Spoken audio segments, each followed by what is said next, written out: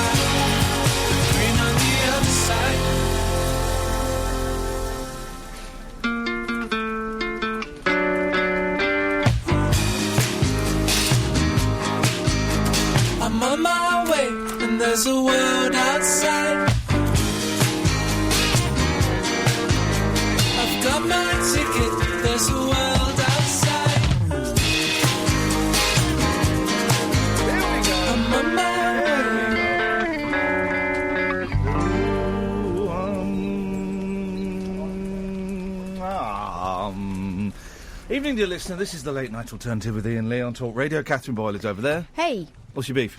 You sound quiet in my ears. I sound loud in my ears. Oh, good. It must just be your ears. It must be. I'm flirting with Nick Owen on Twitter. Oh. Yeah, how come? Because now you're breakfast guys. I'm a flirty kind of guy. I don't mind flirting with guys. I don't have a problem with flirting with guys. Nor do I. My technique with Piers Morgan is to call him Piers, even though his name is Piers, and to flirt with him. Yeah, is he loving it? Flirting with him. And today, because I'm supposed to do 2 hits on Good Morning Britain, 2 hits, OK? And I did the first hit. Then I was supposed to do something with Jake Wood from EastEnders. Oh, Max. And then the producers came in and said, got some bad news. Your second hit has been dropped and your thing with Jake Wood has been dropped. I said, oh, OK. Do I still get paid the same? He said, yeah. I said, well, how is that bad news? That's good news. I've just doubled my rate. Could you drop the first hit too? Yes, exactly. Tomorrow I've only got 1 hit. And part of me's thinking, well, should I take it personally? The other part's me thinking, 500 quid. I don't care. It's because... I don't care. It's because Pierce goes on, isn't it? He does go on a bit. And apparently Richard Arnold, who I'm filling in for, gets a little bit upset if his bits get dropped. And I'm like, honestly, I couldn't... It's still 500 quid, yeah? Beautiful. I'm in. Beautiful. Thank you very much indeed. So I couldn't give... I couldn't give a flying fig, one way or t'other. I had to have a photo shoot today for this place, because I'm one of, I think, only 3 presenters that are staying on after the purge, the Great Purge, as it will become to be known. Do people, do they know, have they announced? No. They haven't announced yet? No. Okay. But John Holmes has been... No, but they haven't announced that... No. Okay, fine, okay, because he was getting his pictures done the day before. Yeah. I went to have my pictures done, and it was the weirdest photo shoot, right? I must have looked like an arsehole, because you had any photo shoot, and I'm quite good at photo shoots. I don't like them, so I go in there and I do all the faces that you need, and it's done in 15 minutes, right? Yeah. And this guy, he kept saying, right, you need to... OK, so face the camera. Now turn your feet so they're not facing the camera. Now look at the camera, but then look away at the camera. But now move your eyes to the camera. Now chin up. Now, OK, now relax. And I'm like, what? This is too many instructions. And then he kept saying, come and look at the pictures, because we're not getting it. And I said, I don't want to look at the pictures. I never look at pictures. And also, I don't care. Yeah. I said, I never look at pictures of me in a photo shoot, because I don't, because it drives me mad. So again, so then he was trying to get me to do all these things to relax. And I said, dude, this is my relaxed face, right? He wanted me to do all that, right? He wanted me to do all that. And I said, dude... this is my relaxed face. He said, there's a little bit of something in your eyes, in your eyebrow. And I said, that's my relaxed face. My relaxed face has a little bit of something in the eyebrow. I'm not going to give you a dead face. And he just kept doing that, and it got really tense. And it's just like, so, right, look at the camera. Move your head away from the camera. Move your eyes to the camera. Chin up. Relax. And I just stood there going... Did he give all the presenters this amount of I don't think he gave them a home. I was going to say, you wouldn't have liked it either. Oh, no, well, I was thinking, I mean, I must admit, I was in a bit of a crappy mood, but I just stood there going, I don't know what you want. I don't know. This is not my usual photo shoot thing. So it was a tense old 15 minutes. Let's just say. So good evening, dear listener. This is the Late Night Alternative. What day is it today? It's Wednesday. My name is Iain Lee. Her name is Catherine Boyle. Sam is on the telephones this evening. If you phone up, you will speak to Sam. He will take your name and number. He will call you back. It's probably free to call us. Most it will cost you pennies, but we call you back anyway, so it doesn't matter. Stuff to talk about. Whatever, you know. That kind of day. I mean, I've got to be honest, guys. I'm going to say it. I'm not even in a shitty mood. I'm just like, you know what I mean? It's like, oh God, Jesus. So it's not. I'm not in a bad mood. It's more of a Hancock. Hang on a minute. I'm going to listen to this. It's going to be a good neck click. Oi! Shh. Hang on. You wasted one. Hang on. There's one more. Oh, there we go. That's horrible. There might be some on this side. Hang on. There we go. So I don't know. I'm just in. I'm not. I don't know. I'm just in a. I can't be bothered mood. Oh God. You know, but that sounds dismissive of the radio show, and I don't mean to be dismissive of the radio show, and I certainly don't mean to be dismissive of you, dear listener. I'm in a really. I'm not in a great space. I'm not in a great space, is what I'm trying to say, and without going into too much detail. Let's just say I fell off the wagon, and let's just say I'm getting divorced. Let's just say all those things are out there now. All those things are out there. It's done, you know.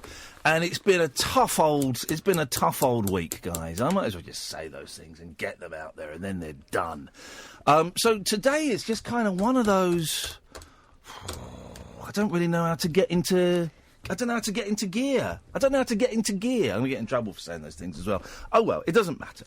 You know, carrying this baggage around with me is driving me absolutely nuts. Speaking of people who are nuts, it's Alan Caddick. Hi, Ian. Hi, Kat. Hey, Alan. Yay. You know, you're talking about a reshuffle at Talk Radio.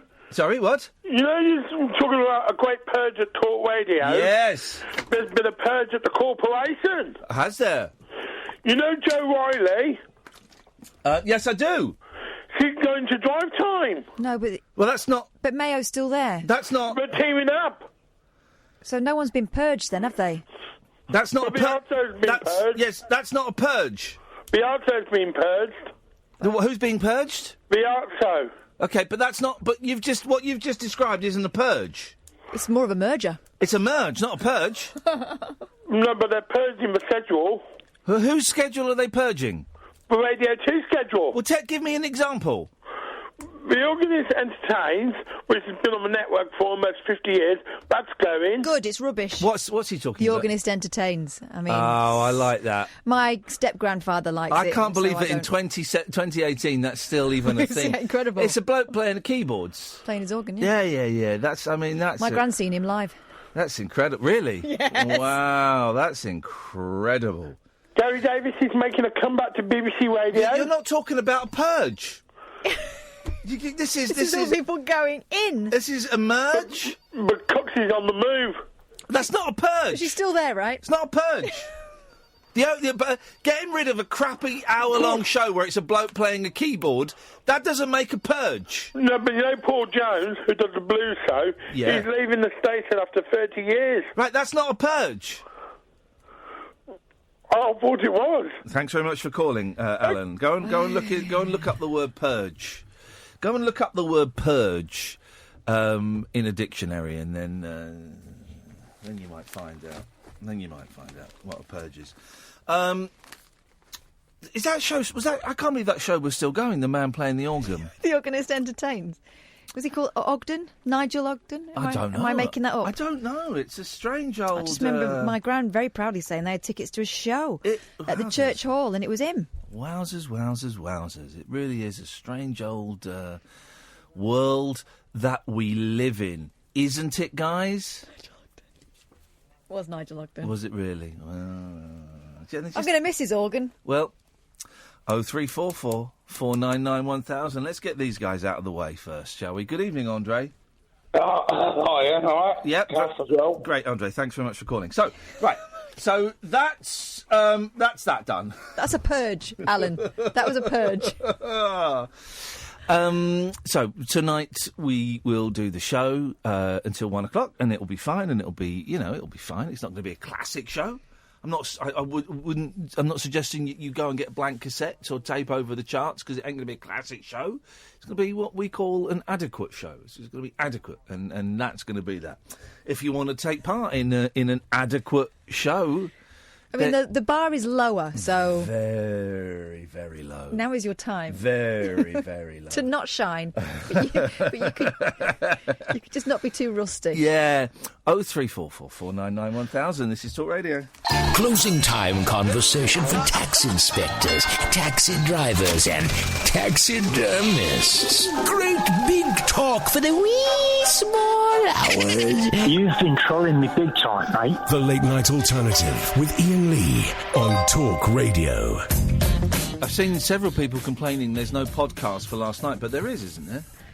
Yeah, there's one out now. No, but yesterday there wasn't one out because, No. guess what, guys? There was no show the day before. No, but people are saying that there is no podcast for last night. I've seen a few people say that, but there is. But I don't know how No, they mean- No, it says no podcast for last night. But I did it. It's Yeah, there. that's what I'm saying. I know. I don't understand why you don't understand what I'm saying. Who's saying it? People on Twitter. Anyway, I'm just saying. All I'm saying is, hello, Philip. Hello, Philip.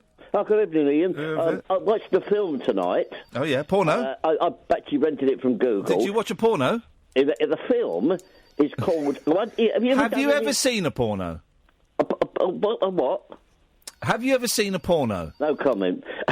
That's a yes. I watched a film tonight, Ian, called Morris, A Life with Bells. Have you ever done any Morris dancing? Oh, jeez. Surprising. I have actually done Morris dancing. Of course I have. I've been to fetes and things. Well, what it is, Ian, Yes. you know Spinal Tap? Yes. Well, this is a mockumentary very, very similar to Spinal Tap. Oh. And it features Morris dancing stars, got an interesting cast, Derek Jacobi. Oh, yes. And Ian Hart from the, I think, the Harry Potter films and several other films that have made. And it's very, very good indeed. I'd never heard of it. It came out in 2009. There's a trailer on YouTube if you want to check it out. And it's very, very... If you like Spinal Tap, which I do, and I know you do, It's very similar, but it takes the subject of Morris dancing. Luke Haynes, friend of the show, although he's not replied to my last email, so actually... Estranged friend. Yeah, no, actually enemy of the show. Because he sent me an email, I replied to it, and there were questions in my emails as well, 2 questions in my email, no reply. So instantly, he's an enemy. He's on the SH1T list of the show. Were they impudent questions, personal questions? No, they were questions that required answers. Oh. He didn't reply. Enemy of the show.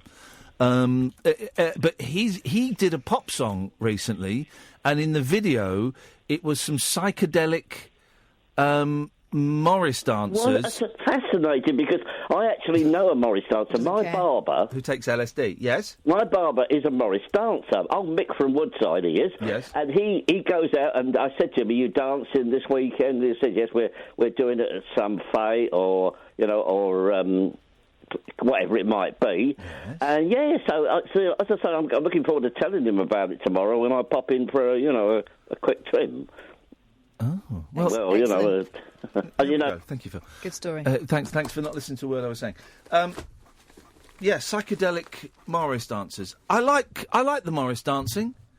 I think they're weirdos that do it, but I've joined in with the Morris dancing. My cousins used to go to Morris dancing. Yeah. Like, we went to ballet and tap, and my cousins went Morris. I think it's a bigger thing in the north for girls. Sorry? Yeah. Girls aren't allowed to do it. Well, they did. Well, they're not allowed to, because it's all about fertility, isn't it? It's all about... banging your sticks Yeah, together. it's about fertility and stuff like that. And here's what I don't get in this politically correct Sharia law age that we live in. No more maypoles. No more maypoles. My kids have a maypole at school. But do they dance around Yes. it? Do they have 2 kids sat at the bottom to weigh it down? No, because of Sharia law. Because of Sharia law. So you don't... Because that was the best gig, was to sit... be one of the 2 kids sat on the bottom so it didn't fall over, because then you got tied up in it. It's really quite dangerous, isn't it? Yeah, exactly. So because of all Muslims coming over here, and listen, no one else is going to say this, I'll say it, because I'm not afraid to speak my mind. Well, we're going over here. You're not allowed to have 2 little kiddies sat on the maypole getting tied up and suffocated. That's not allowed anymore. That's frowned upon. Isn't it a shame, eh? Is frowned upon, guys. And we should be defending these traditions. I don't understand how a maypole... I mean, obviously, it's a big giant phallus, penis, yeah. isn't it? But my penis doesn't have multicoloured ribbons around it that get tied up by children, he said, looking to the non-existent camera. So I don't really buy that, if I'm completely honest. People are asking why there's no Periscope. I don't do Periscope when I feel lousy, and I feel a bit lousy, so there's no Periscope today. I reckon there'll be Periscope next week, guys. I reckon. I've got a feeling we'll be doing the old Periscope next week. It's going to be an average show this evening. 0344 499 1000 is the phone number. I tell you what will be nice, actually. I don't think... Oh, apart from Jimmy Webb, yes, who's coming on. Jimmy Webb's coming on, man. Can you believe that? And if you've read Jimmy Webb's book, read the last page. That's how I'm feeling at the moment. I don't think we've got any guests lined up. Well, you said you didn't really fancy it anymore. Yeah, I did. I said I was going to roll up my sleeves and do a proper phone-in show, didn't I? Maybe that's the way to go. I don't know. I don't really know where I want to take the show. Next time someone dangles someone that we fancy, Sorry. Michael Jackson with that baby. No. That baby, was that Paris? No, Blanket. Blanket, was it? Blanket. And Blanket's now like 30, isn't he? He's beautiful. Have you seen him? No. When we say they're Michael Jackson's children, what do we mean by that? They're legally his children. Do they come from him? Well, that's always been the source of speculation. Well, I would like to do a DNA test. I've been watching a lot of Jeremy Kyle recently, because I get into GMTV at 5:30, and it's the repeats of Jeremy Kyle. And I would like him to do a DNA test on Paris, not the city, and Blanket, because I just cannot believe that Michael Jackson is the father of those children. I don't think you're alone in that. I just cannot believe it. Let's get Dave on the line. Good evening, Dave. Good evening, Lee. How are you? I'm very well, thank you. Good. I loved you on Celeb, and I love your show. Thank you. That's not a problem. It doesn't even follow on. David in Swindon. Name the greatest rock group to come from Swindon, please. XTC. Thank you very much indeed. And absolutely. And I work with Andy Partridge. Do you?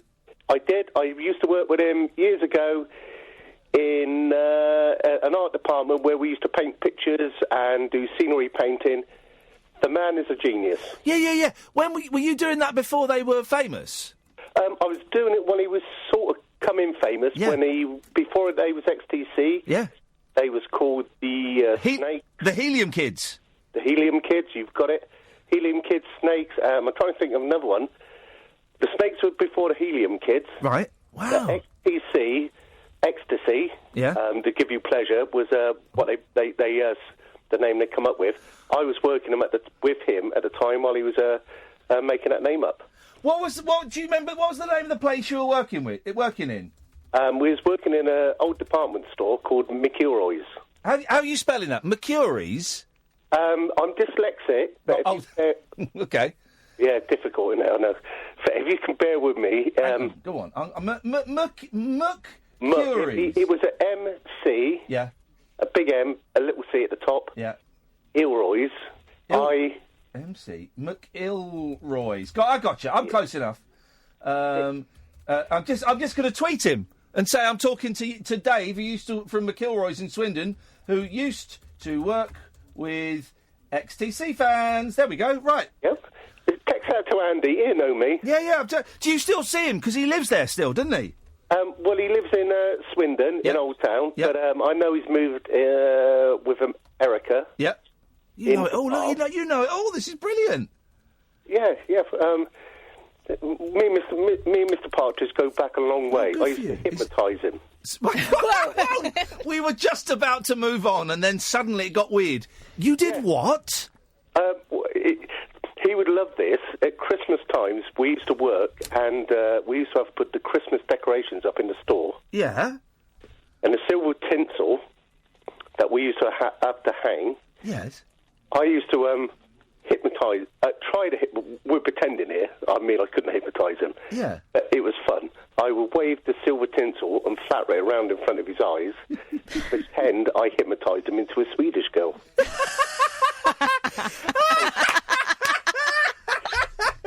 So he used to push his little nose up, so he looked more delicate. And I say, Andy, you're all mine. He pushes his nose up, and say, I'm under your spell.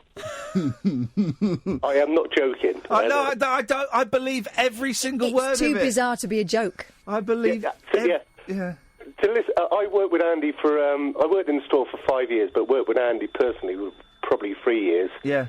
Never had a bad word with him. Yeah. Great guy. He's a good lad, isn't he? He's a lovely man. He's the kindest man you would ever want to meet. Yeah. Oh, thank you for that. You've made me laugh. Anyway, Dave, what did you call in for, mate? Okay. I called him.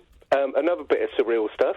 Yeah. Is I know you're having a purge, and I do understand the word. Yeah, it's good. And not like the other chap, but very nice anyway. I'm just panicking now because I love John Holmes. Yeah. And I love it when he's talking about dust. What we're going to do with the dust in the atmosphere. What we're going to do. And he goes off on a tandem. Yep. And he gets, I know it's set up, but he gets people phoning in and what we're going to do with this and that. It makes my day. Why we can't get rid of that man? Well, listen. It's not my place to say who's coming and who's going, right? It's not my place. I know John has been dropping loads of hints, but it's not my place to say who's coming and who's going. Suffice to say, Dave, right? Yeah. That, everybody that goes is brilliant, and we'll get gigs elsewhere. The whole program's, the whole show's good now. Oh yeah, John's great, but also, and I don't know who's coming in. I really don't know who's coming in. I know one person who's coming in, but I don't know anyone else. Okay. But trust me, I'm sticking around. This station is going to go from strength to strength, and when the new team come on board, whenever that is, There's going to get a load of money chucked behind this station, the likes of which we have never seen. Good. And I bet you thought, when you first heard John Holmes' show, I bet you thought you wouldn't like it. No. It's my cup of tea. Oh, OK. Well, we got more cups of teas coming. I recommend now, because this is the other panic factor. Yeah. I've recommended it to my son and other people, and I said, you've got to tune in. Yeah. I said, give it a time, Yeah. tune into his sense of humour. It just goes off the scale, the Richter scale. Embryons, why do we call something embryons when the rectum scale, did you say? Pardon? Did you say the rectum scale? Not the rectum. Yeah, I'm dyslexic. Come on. No, but I think dyslexic people know the difference between rectums and Richters. Hopefully. No, they don't. Well, Do they not? Know. Well, I apologise to all dyslexic people then. My sincere apologies. I didn't realise quite how strong this affliction could be. Hey, listen, right, Dave, listen, it's not, I don't know exactly what's happening, and it's not my place to say, and at some point soon there's going to be a big announcement, right? But trust me, this station is going to change, and it might take a little while for, some people to get it, but... I guarantee in a year's time, this station is going to be bigger, it's going to be louder, it's going to be better, and more people are going to know about it, man. I promise you. I don't Dave. want it to fold. I heard you speaking in the week about smaller stations, i.e. as yourself, LBC. Yeah. Possibly could fold, and then we got all the corporate stations coming in. This ain't going to fold, honestly. They bore me to tears. Yeah, no, this ain't going to fold. News Corp are going to chuck a shed load of money in it. I was at the News Corp building today. They're going to chuck a shed load of money into it, mate. This is going to grow and grow and grow. I promise you, Dave. Thank God for that, because, honestly, being a listener, that I found something on the tunes, on the radio, that I just get and I love your show, and I just said, like John Holmes. I even love, I'm trying to think, the politician chap, Scottish man. George Galloway. George Galloway, man, he can put an argument up. Isn't it? He's brilliant, Galloway. He's absolutely superb. He can put a great argument forward. I haven't got the intellect to phone him up on any policies that he's putting forward. I've heard other people chat to him, and I just think it's fantastic. And we ain't going to get this sort of stuff if your sort of station folds. And I just... It's not folding, Dave. It's not, honestly, I promise you, it's the exact opposite. It's expanding. It's blooming. Dave, listen, I've got to go, because honestly, it's not... I appreciate you sharing your Andy Partridge stories. It's not my place to say who's coming and going. I've got some ideas, and I know one name of someone who's coming, and it's a great name, right? Trust me. But this station, in a year's time, it's going to be much bigger. It's going to have money behind it. The advertising that we've joked about on here that this station has never had, it's going to get a huge push. I'm sticking around, so you're still going to have nonsense Monday to Friday, 10 till 1. So just hold on to your hats, guys. Our little secret is about to expand and explode across the airwaves. So trust me on that one. 0344 499 1000. This is Talk Radio. Take a trip into the alternate reality of late night radio. I think I'm in something like The Matrix, and so are you. The Late Night Alternative. Hello. With Iain Lee. Is there anybody out there? On Talk Radio. Hello. It's a regular feature we do every Wednesday night at 10:30. It's called Help the Aged, and what we do is we get an elderly listener to call in who's feeling a little bit lonely, a little bit lost, a little bit bereft of friends, and we ask for people to phone in and chat to them. 0344 499 1000 is the phone number if you'd like to talk to an elderly person. Tonight's elderly person hails from just north of London, from a little place called Watford, and it's Barry. Good evening, Barry. Good evening. Barry, Good evening. I'll get your sardonic tones. Okay. It's not... Okay. A bit unbecoming. Doesn't matter. Yeah. So, Barry, tell us a little bit about yourself. How long have you been listening to Talk Radio for? Since you've been on it, if I'm honest. Okay. From the start. Yes. And tell us a little bit about yourself. How old are you? Did you fight the war, or were you a coward? My name is Barry St Michael. Yep. From Watford in Hertfordshire. The jewel in the crown, very much a jewel in the crown of Hertfordshire. Okay, yeah. I'm I am 82 It's quite years old. Hertfordshire's quite a shitty crown. Isn't it, really? I've always really liked Bishop Stortford. Yes. And I'm married to a very beautiful lady. Beauty's only skin deep. Yeah. But she's very thick-skinned. There we go. But Margaret. And you've got a son who is a violent sex offender. No, well, that's unfair. Well, that was never proven, all that stuff. They said he was a lady killer as a young man. That was not true. He was already unconscious.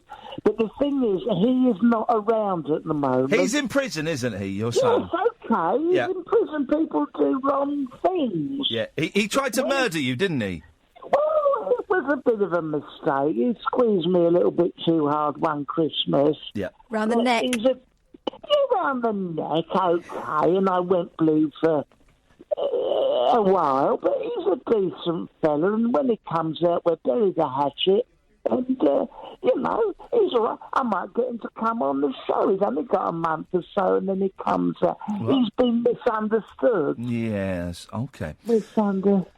Yes. And I've got a daughter called Michelle. Yes. Oh. That'll all clear up with a little bit of ointment. But she's a lovely It's a little bit muffled on the phone there, Barry. Can you not hear me? Pardon? Can you hear me? I can hear you now. Yes. I'm sorry. So what we're going to do, Barry, is we're going to put callers through as they come through, just to have a little chat with you, because we know that being old can be very lonely and miserable. It can be horrible, can't it? It's horrible being old, isn't it? No, well, I'm perfectly all right. I know it can be miserable, and you're lonely, and you're depressed, and not really, not all that it's a much. sad, old, pathetic life. So what we're going to do, we're going to put some young people on to patronise you a little bit, and they're going to have a little chat with you. So let's say hello to Simon. Hello, Simon. Hi, Barry. How are you? Oh, all right. Hello, Simon. Yeah, Hi, Barry. Hi, Barry. Can you hear me? Yeah, can you hear me? I can hear you, yes. I can hear you. You've got a lovely whistle when you speak. I like that. Yes. How are you doing, mate? Yes. Yeah, I'm good. Yeah, I didn't quite... Yes, I'm good, I'm good. I'm good. Are you good? Yes, I'm trying to speak, Simon. Can you hear me through the delay? I can hear you now, Barry, yes. I can hear you now. Right. What have you been up to today, sort of thing? The student or... No, I have a job. Barry. It's a job. I have a job. Right, tell you what, this is... OK, I don't know what's going on. There seems to be some sort of... not going very well. Some sort of delay on the line. There's no generation gap, is there? Right, what we're going to do is... Simon, shut up.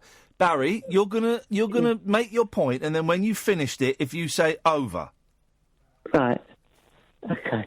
Simon, you understood you said there that you've got a job. What is it, over? I work with headphones, so I clean headphones through the day.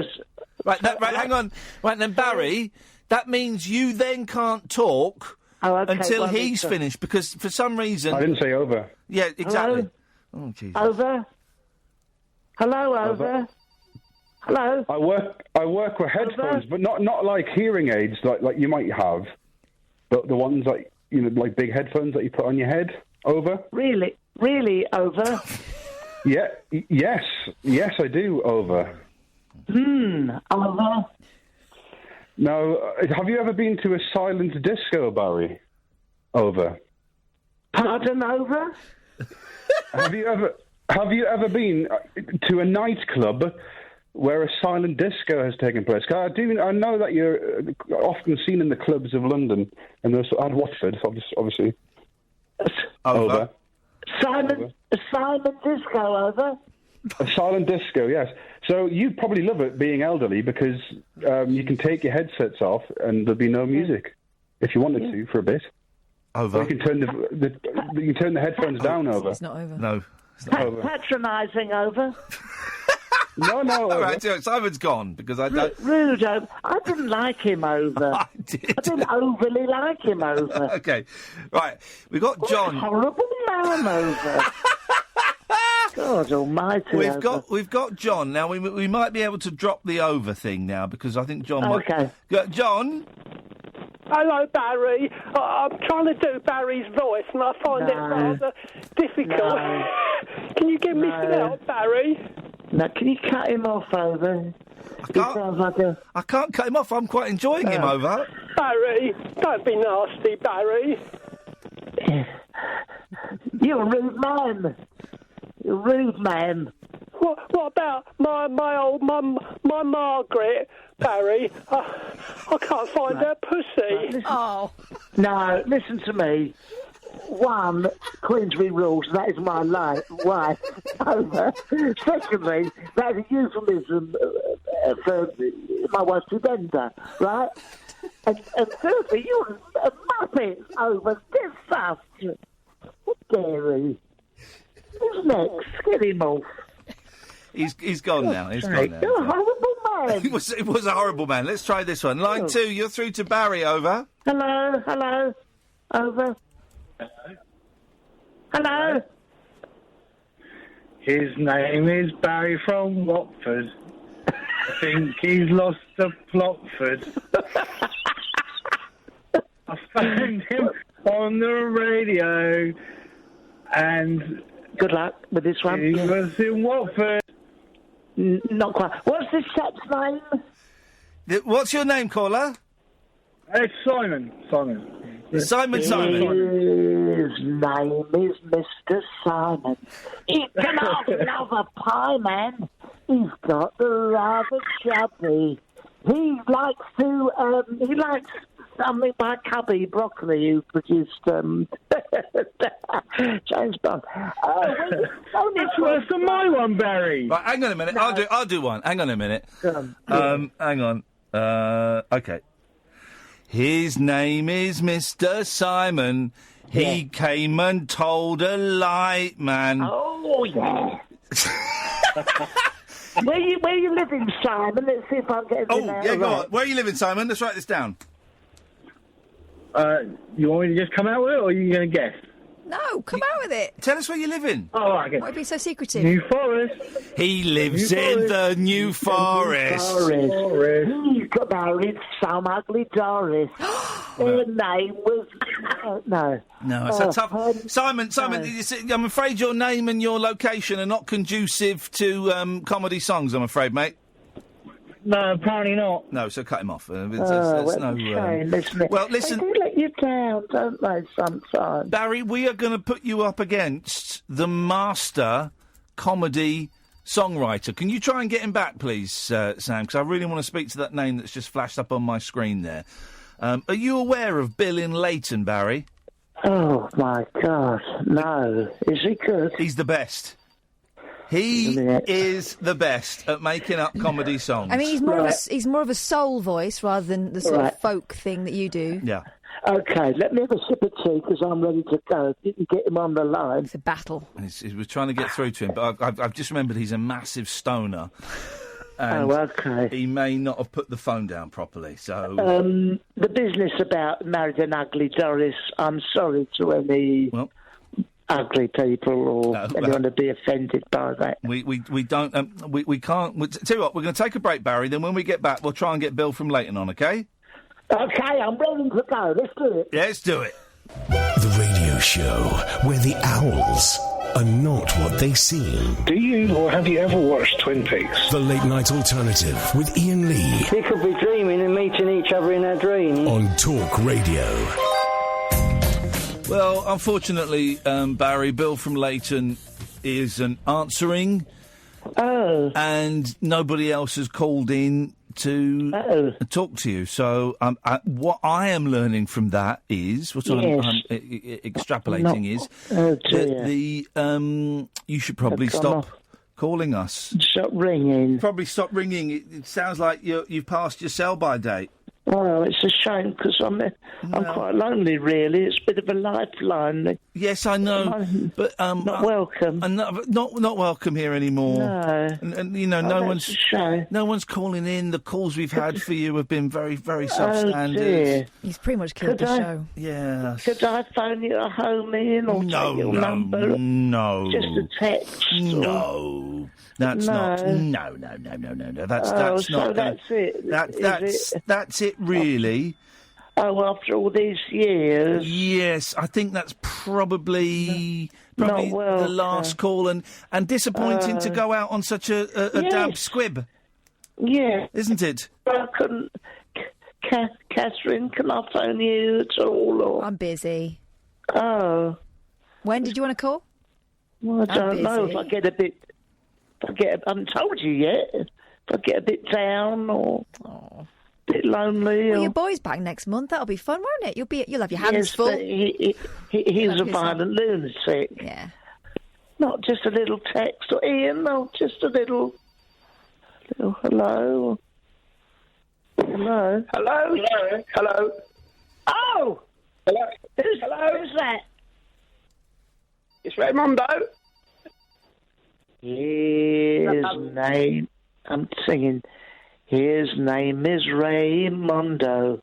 He drives a Mondeo. He goes out to the street. He isn't off sleek.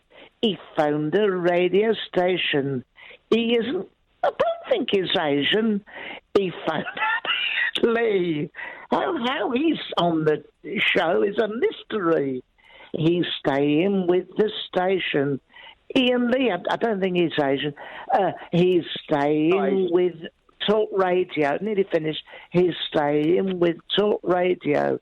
He is, he drives at Mondeo.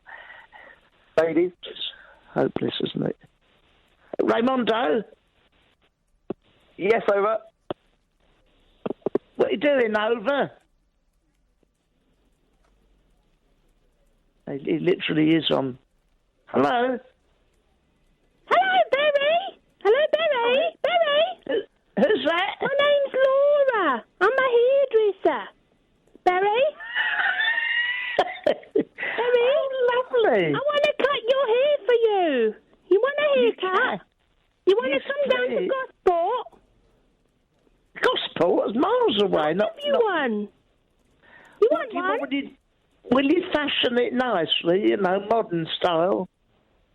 Oh, yeah, I can do that, yeah. Can you make me look like Michael Bolton? Oh, lovely jubbly, yeah. I've got to go, bye!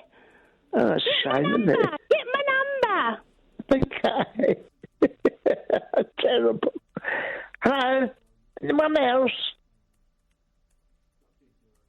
No? Julie Ward's told me to ring. No her, she's contacted me. Anyone else there? I'll call it a day then. Bye-bye, it's been fun, Ian. Bye-bye. Bye-bye forever. Bye-bye. Bye. Okay. 03444991000 is the telephone number. If you want to give us a call this evening, you can. It's going to be one of those shows tonight. Well, we're purging. We're purging. And, we're getting rid of all the old chaff. Purging. This is not really a vibe this evening. But we're just going to we'll just see what happens. The thing is, it's good for you because when you ring us up, you don't have to do anything really. No. Oh no, just turn up, just phone it in, literally phone it in. Average show this evening, guys. Average show. That's what we're going to get this evening, and I don't want to sound arrogant, but my average shows are better than most people's best shows. So there's certainly going to be more spirit in it. There's going to be more spunk in it. There's going to be more soul in it. It's just a chilled out vibe. It's a chilled out vibe, guys. I'm just trying to. I'll be honest. My head after crashing off the wagon and desperately chasing the wagon again, is all over the shop. So we're just going to see what happens. We're just going to see what happens, guys. And you wait. Next week's going to be great shows. I mean, I don't know. Meghan Markle? Yes. They had some of her family on GMTV today. I saw. Really weren't answering any questions. You can tell quite quickly when an interview ain't going to go nowhere. And I saw the first question and I thought, nah, that ain't going to work, Piers. Ain't going to work, buddy. Did you get the impression they didn't really know her? Yeah, of course. They've not spoken to her for years. They've not spoken to her for absolutely years. Let me take that. Hello, caller. Come on. Talk to me. Hello? Hello. Hello, you're on the air. Good, I'm glad. A little chat. Let's have a little chat then, buddy. Not doing much, you? Say? Not doing much. What about you? He's not doing much. What about you? Oh, I'm a little bit busy. I'm doing a radio show. Oh, sorry for some. It is all right for some, isn't it? How's it going tonight? Not brilliantly. How's it going for you tonight? Well, you win some, you lose some, don't you? You do, and that is such a wonderful attitude to have in life. Yeah, well. Okay. You winning or you lost? What do you think of Meghan Markle? Hey? Yeah. What do you think about Meghan Markle? Is that? Okay. She's the fiancée of Prince Harry. Never met her. No, I've never met her, but I've seen lots of pictures and video footage of her. Talking to the wrong person, mate. Okay, well, thank you so much for calling. I really appreciate that.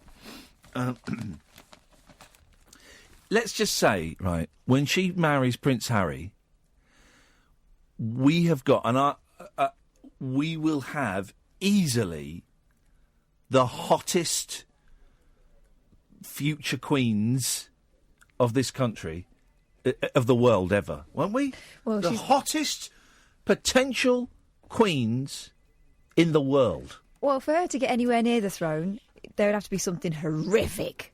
No. That would happen. No. Yeah? Well, no, there's... It's like William's entire family would have to go. Well, yeah, exactly. That could happen. That could easily happen. All it takes is some black ice or something. Not being racist, that's what it's called.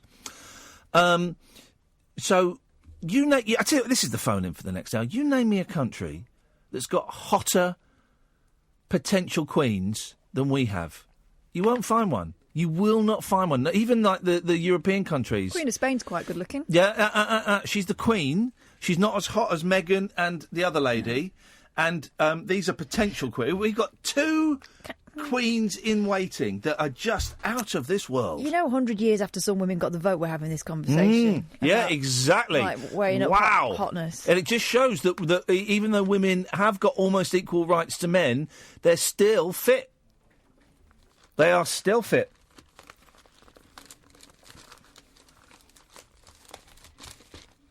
They went to Brixton, and if you're wondering, yes, there is video footage of Prince Harry learning how to do a fist bump.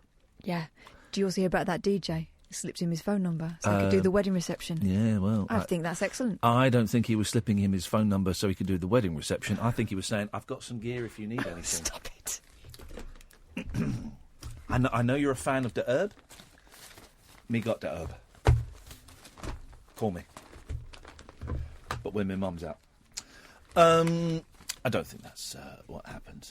That was just a little flight of fancy there. There's a little flight of fancy there. So I like Meghan Markle.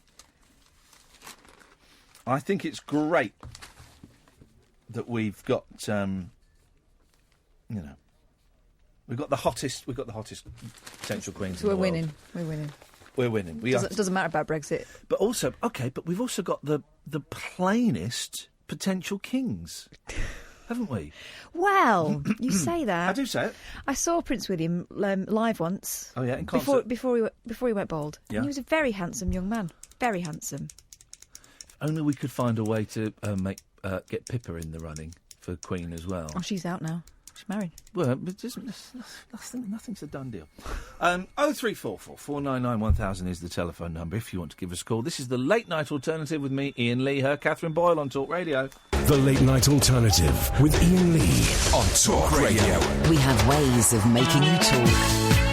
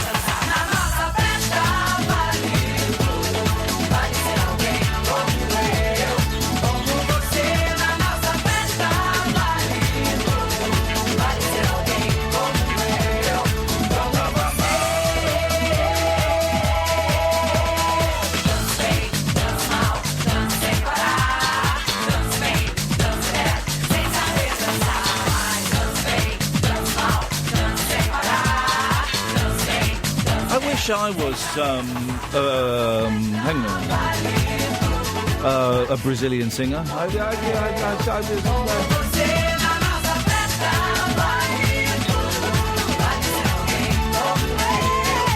Remind me when Jimmy Webb comes on to get him to talk about the time he tried to score some weed in Rio. That's in Brazil, isn't it? Yes. Okay. Yeah.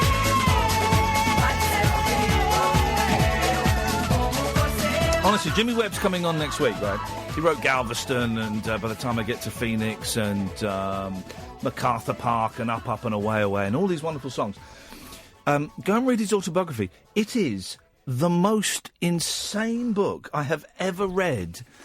I thought it was going to be like quite a boring, middle of the road, AOR, quite, dull. Oh God, he's insane. He's insane. And the last, 2 pages, when he has a massive use-up of what he thinks is cocaine, but probably PCP with Harry Nilsson, and he forgets how to play the piano for months. That's kind of how I'm feeling today. But honestly, it's the most insane book. So your homework is to go and get the Jimmy Webb book, which you can probably get for pennies now, on their Amazon, and read it, because it is such a good book. Such a good book. 0344 499 1000 is the telephone number. Good evening, Jamie. Hi, mate. Hello, mate. First time caller, so well done. I don't really know what to say. You've never made a phone call before? No, to you, mate. Oh, I apologise. I got that now. Yes, right. yes. But I do listen to you in work nightly. Hey, nice one. Man. What do you do at night? What's your job?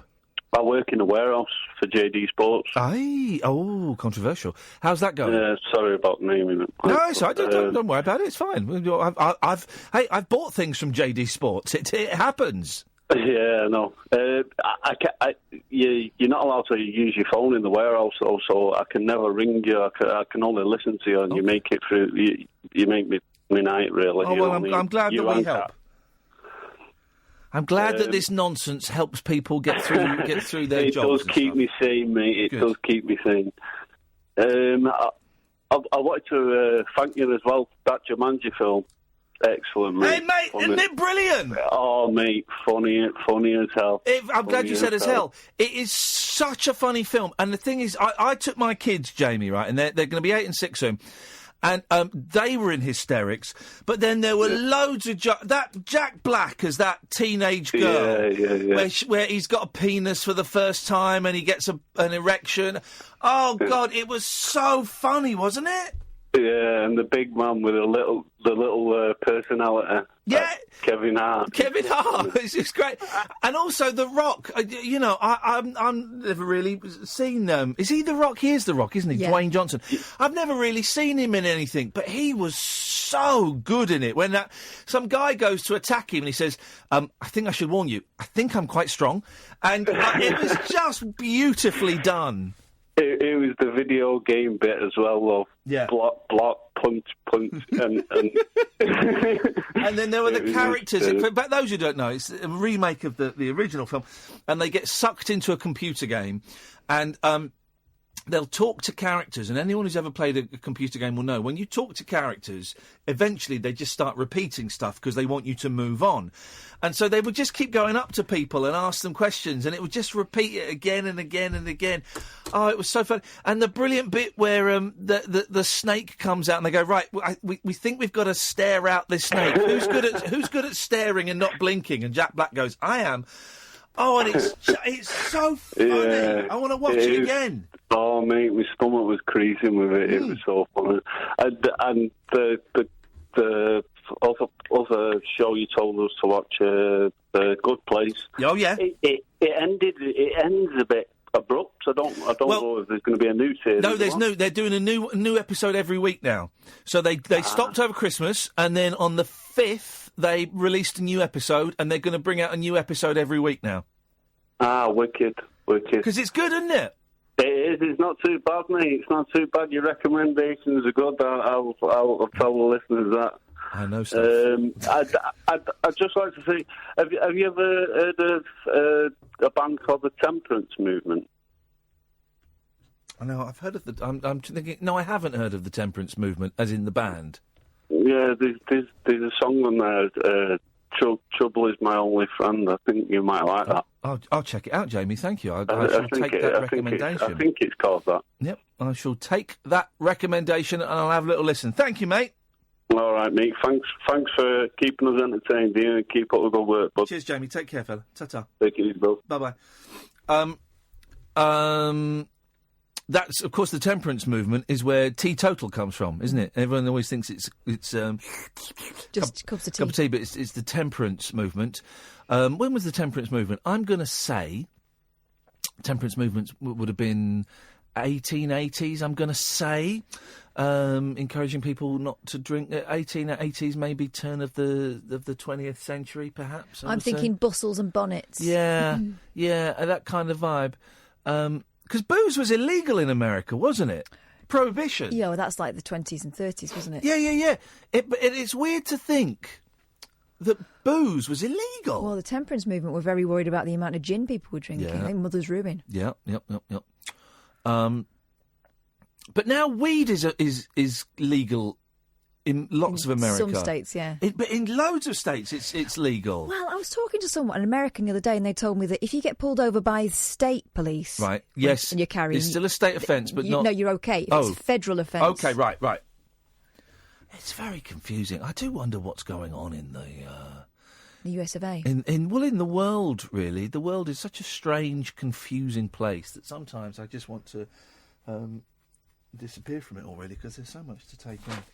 0344 499 1000 is the telephone number if you want to give us a call. There was that weird story that was in the news today that we just heard about this this cauliflower steak. Yeah. And you hear it in the news and you think, oh, steak with cauliflower in. That doesn't make sense. No, it's a cauliflower. And it's in the papers today. It's the weirdest thing. Marks and Spencer's has been ridiculed by shoppers for selling a slice of cauliflower for more than double the price of a whole one. Yeah. Apparently you can get an actual steak from Tesco for the same price as this cauliflower steak. It's like when you go and order a burger and you always think, oh, I'll have a mushroom burger. That sounds nice. It's just a giant mushroom in a bap. Yeah. Imagine. The £2.50 cauliflower steak in the M&S veggie range is simply a chunk of the veg sold in plastic wrapping with a sachet of lemon and herb sauce. Wait, this is nuts, isn't it? Yeah. 0344 499 1000, by the way. M&S sells whole cauliflowers for around £1, and they are available elsewhere for 70p. Shoppers branded it wasteful and ridiculous. Rachel Clark tweeted, "This is silly. Why not encourage people to buy an actual cauliflower?" Another said, "People who buy this have more money than sense." And then that's Food Wallies 1, and there's Food Wallies 2 on this page here. Sainsbury's is selling organic coconuts wrapped in plastic and with a cardboard stand. Punters hit out over the £3 genuine coconut. Oh, no. Right. No. This is brilliant, right? Have you seen this? No. This is brilliant, okay, because I was about to say coconuts. I love a coconut. I love the idea of a coconut. But bloody hell, they're hard work. It's just pointless. You need a mallet and you've got to smack it. It's a tough old thing to open. This is genius, right? And I'd get one of these. Punters hit out over the £3 genuine coconut, which has a plastic ring pull and a straw. Beautiful. Oh, well done, guys. This is great. This is great. They should do that on eggs. Rob Acton Campbell tweeted, "What next? Plastic zips on bananas? Oh, there's an idea." The shop insisted the product is organic and recyclable.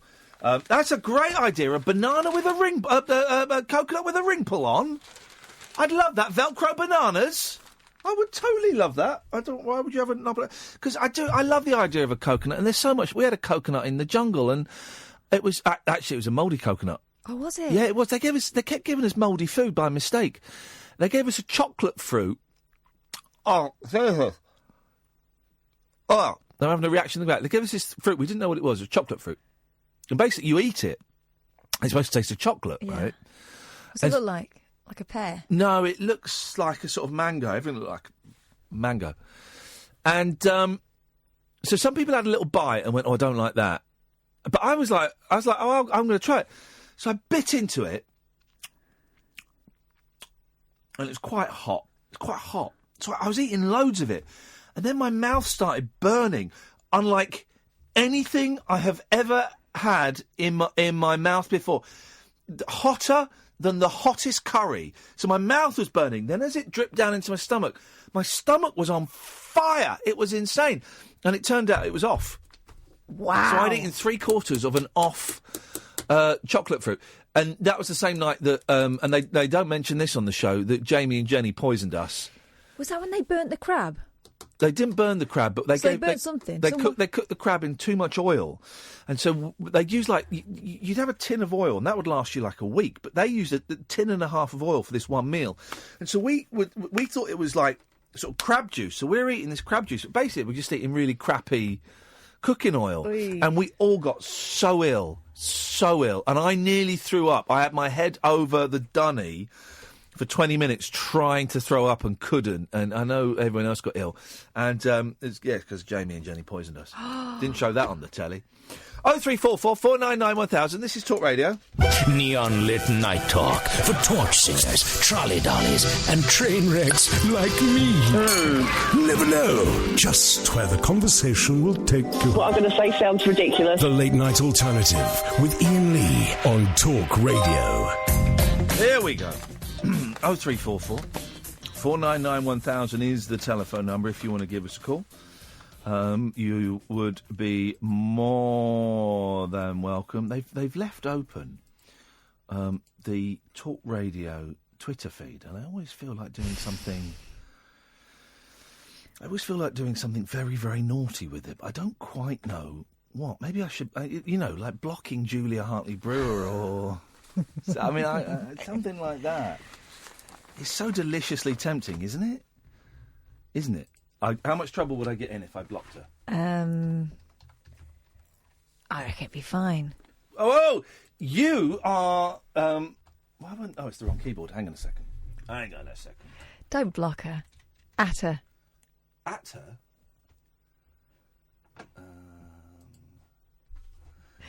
Tell her the station's closed tomorrow. She doesn't need to come in. Shall I? No. Shall I? Okay. I'm sure she'll see the funny side. Just to flag up, Talk Radio will be closed tomorrow. Between 10 and 1. So, Julia can stay at home. So, no hosts need to come in. There we go. Done. Okay, fine. And I've atted her in it. So childish. I'm 44. I'm a 44-year-old dad of two. And that woman hates me. So, it's great. 0344 499 1000 is the telephone number. I'm going to be honest, we've got no phone calls. There's not a lot in the papers, so we're just going to sit here and chew the... We'll go through some of the papers, but there's not a lot in... Oh! You've put Wilk be closed.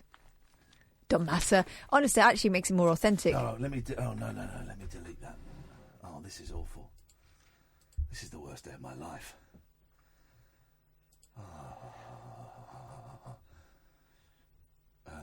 Hang on, don't worry, we can fix this.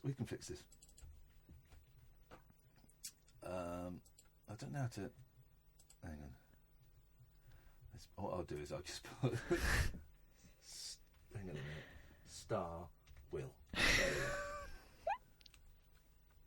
There we go. So childish.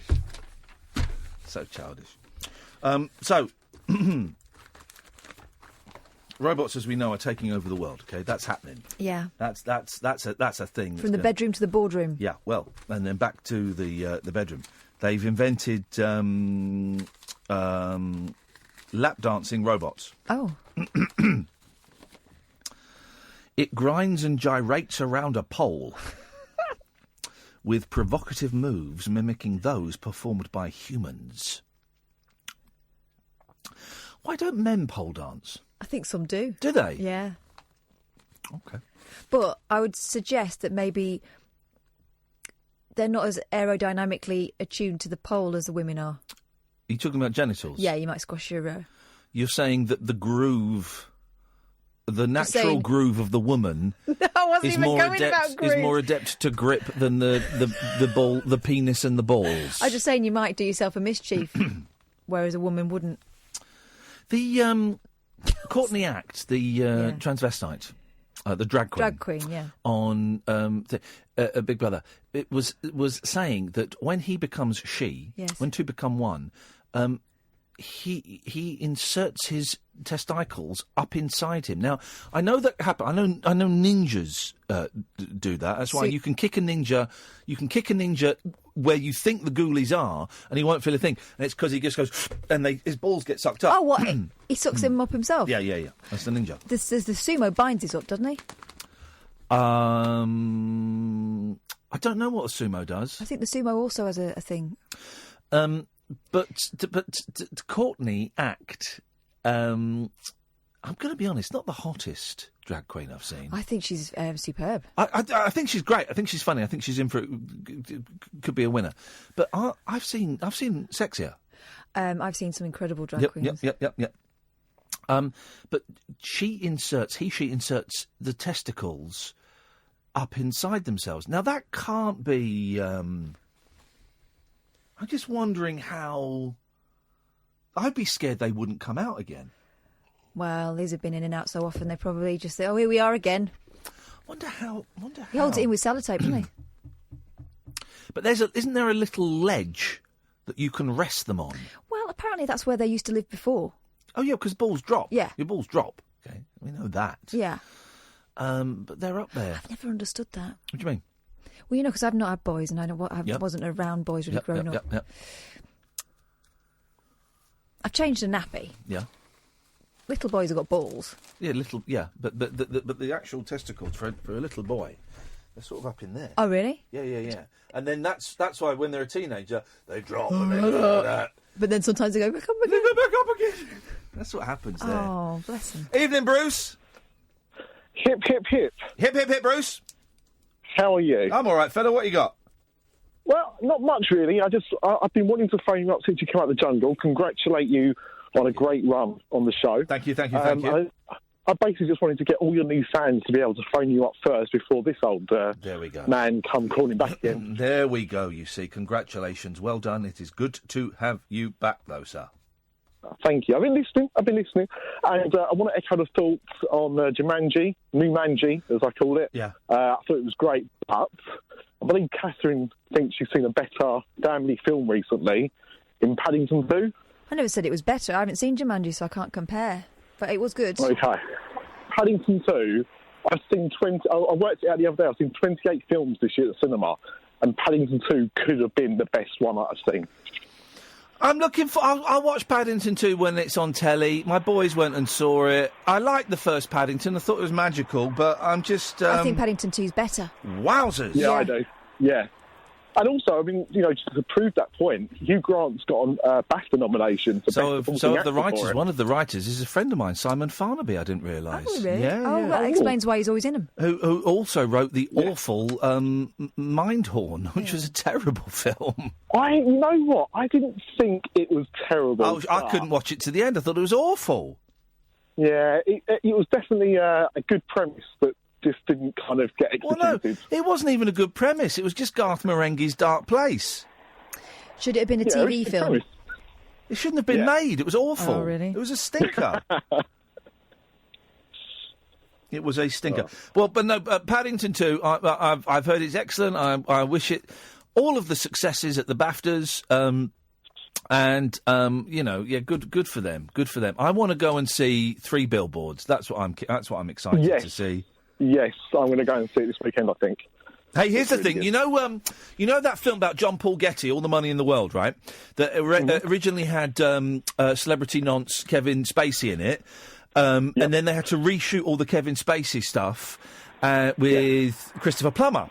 And the young lady whose name escapes me was led to believe it was favoured nations. And what that Michelle means, Williams. Yeah, Michelle Williams. She was getting her per diems, right? And she was told that it was favoured nations. What that means is everyone's getting the same amount of money.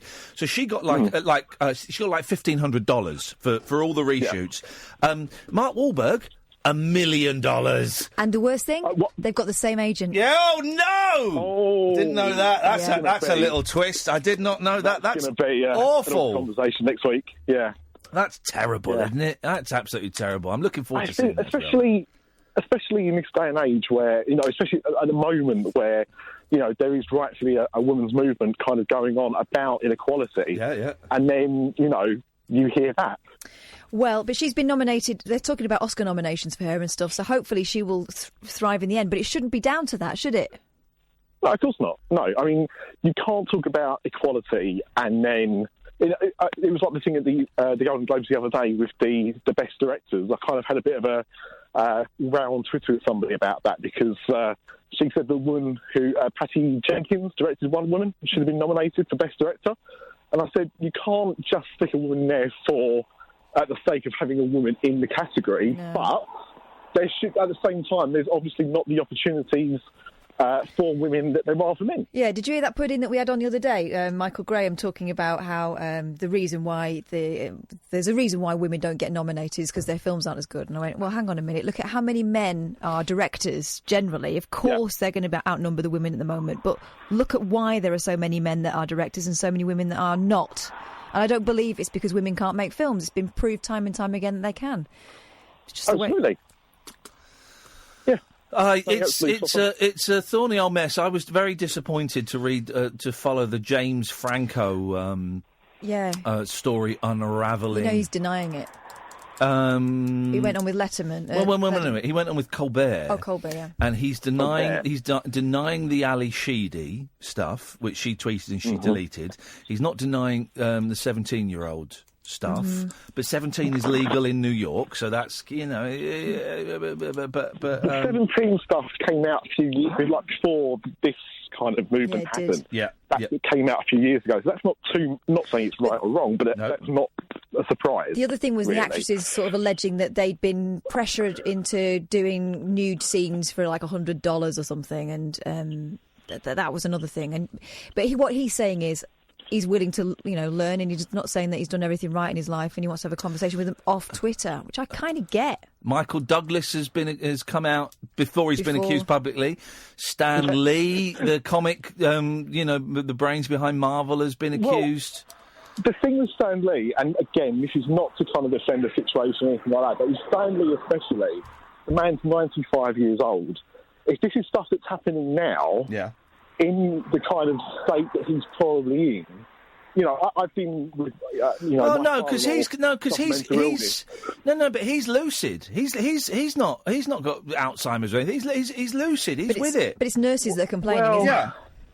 Yeah, but is he? I mean, the thing is, whilst there is nothing that's kind of open out there about that, it wouldn't surprise me at that age if he has got the onset of something. And again, that's not to defend it. It's just that because of his age, it's, a little bit... I think it's a bit different. If this was accusations from 10, 15, 20 years ago, I'd say it's a different story completely. But, I'm not sure. Well, let's see. Bruce, good to talk to you, man. You too. Take care, guys. Ta-ta, 0344 499 1000. Jenny, Jonathan, stay there. Come to you after this. No rules nocturnal nattering for nightbirds, nurses, and Nosferatu.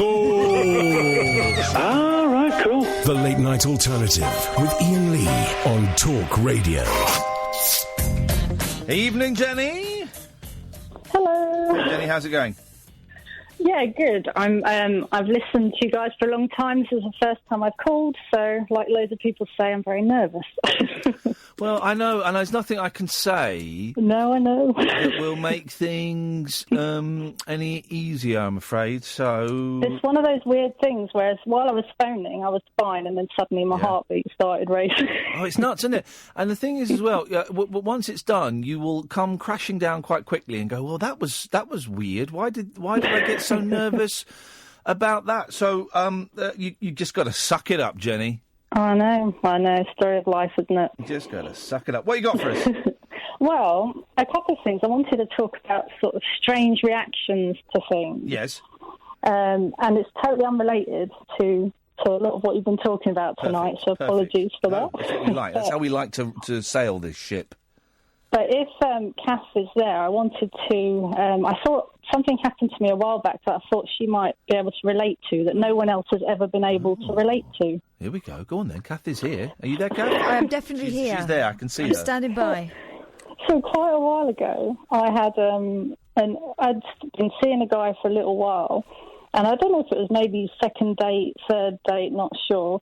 But we were driving along, going somewhere, and I heard a song come on the radio. And it's a song that even when I hear the first note, I immediately react to it and have to turn it off. And it is The Beautiful South, Perfect 10. Literally, the second I hear the first note. Yeah, it gets on my nerves. So I reached across and turned the radio off. And the guy I was with was absolutely furious, like reacted really It's a great song. It's a great song. It what?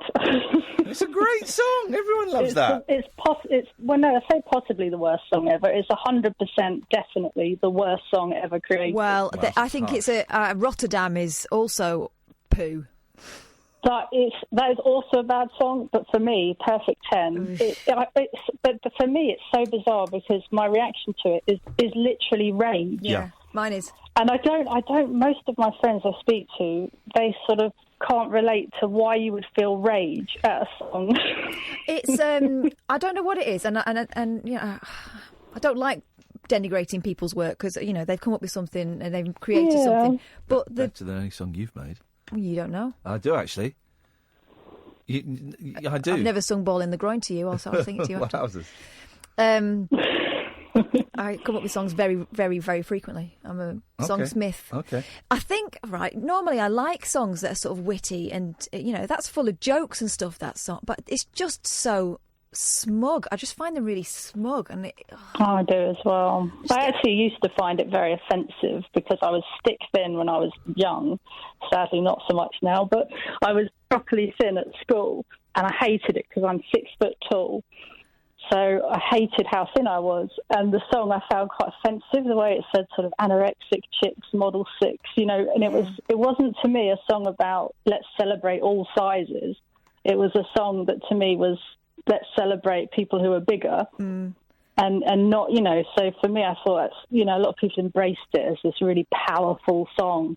Whereas to me, I thought, actually, that's just offensive the other way around. Yeah. You know? I know what you mean. I know what you mean. It's just the smugness that gets me. I hadn't really thought about it that deep, but I could do without the beautiful South, just generally. Yeah, that would make life better for me. So, but, you know, sadly, they exist. But the other weird reaction I had, which was when, Iain, when you were in the jungle... Hello, yes. Your task where you had to go swimming underneath the water. Yes. I honestly, I can say with hand on heart, I felt severely devastated after I'd watched that. And I was chatting with friends about it. What on earth's that music? You know How could you do She's that a perfect 10. Oh, no, stop it. But she wears a 12. Baby, keep a little 2 for me. This is just cruelty. She could be sweet 16, busting out the seams, still loving first degree. On so many levels. When he's at my gate with a big fat 8, you want to see the smile on my face. He's talking about his penis. And even at my door with a 4x4, there ain't no one can replace. 'Cause we love our love in different sizes. I love her body, especially the lines. Time takes its toll, but not on the eyes. Promise me this, take me tonight. Classic song there, Jenny. Sorry, what were you saying, Jenny? I got distracted by that. It was such a great song. What is classic about that song? I mean, it's not as bad with you singing it because his voice is part of why I hate the song. He's got a great voice. I like he's got a sweet voice. I love her voice. I don't mind her voice as much. Yep. His voice, it goes right through me. You've got terrible taste, except for Well, radio I've got shows. fantastic taste, like everyone thinks they have. I've got the best taste. I have a good sense of humour. You know, that's the thing. Yeah, go on. The swimming thing where I was underwater. Yeah, that was horrible. That. Yeah. No, but seriously, like, I'm a big fan, so, you know, obviously I wanted you to do well on the show and everything, but I couldn't, honestly, I felt like it was like a bereavement feeling. I felt so utterly devastated after it. And I was chatting to my friends, and they were like, they just thought I was completely insane, and were just like, why are you so upset? It's a TV show. He'll be fine. I felt distraught about it. I just kept thinking, oh God, he's going to be beating himself up about it. I was annoyed. So traumatic. I was. Do you know what? I wasn't upset I let the camp down. I didn't buy into that, but I was disappointed because I really wanted to do it. But also, I've just found it scary. I found it really scary. It looked terrifying. Oh, it was horrible. And what they didn't show you, what they probably didn't show you, is I was down there for. First of all, I couldn't get down there because I just can't swim underwater. So it took me ages to get in there. And then I don't know if they showed this, but I was in there for ages because they stopped the clock. They said, right, we're going to stop the clock, get your breath back. They put more oxygen in there, didn't they? They kept pumping oxygen in there. I can't bear thinking about it. It was horrendous. Do you know what I'm seeing? Yeah. Your shoulders wedged against the side of the box. I couldn't fit in there. And it's amazing when you watch Dennis do it afterwards. Yeah. I mean, it looked like a different task. He was rattling around in there. And he was so tiny. I can't swim underwater, right? So getting under there was tough. And then going through there, I can't do that thing of breathing out when you're underwater, so I've never learnt it. And I was thinking, I've got to get 1 star, and this 1 star was tied up.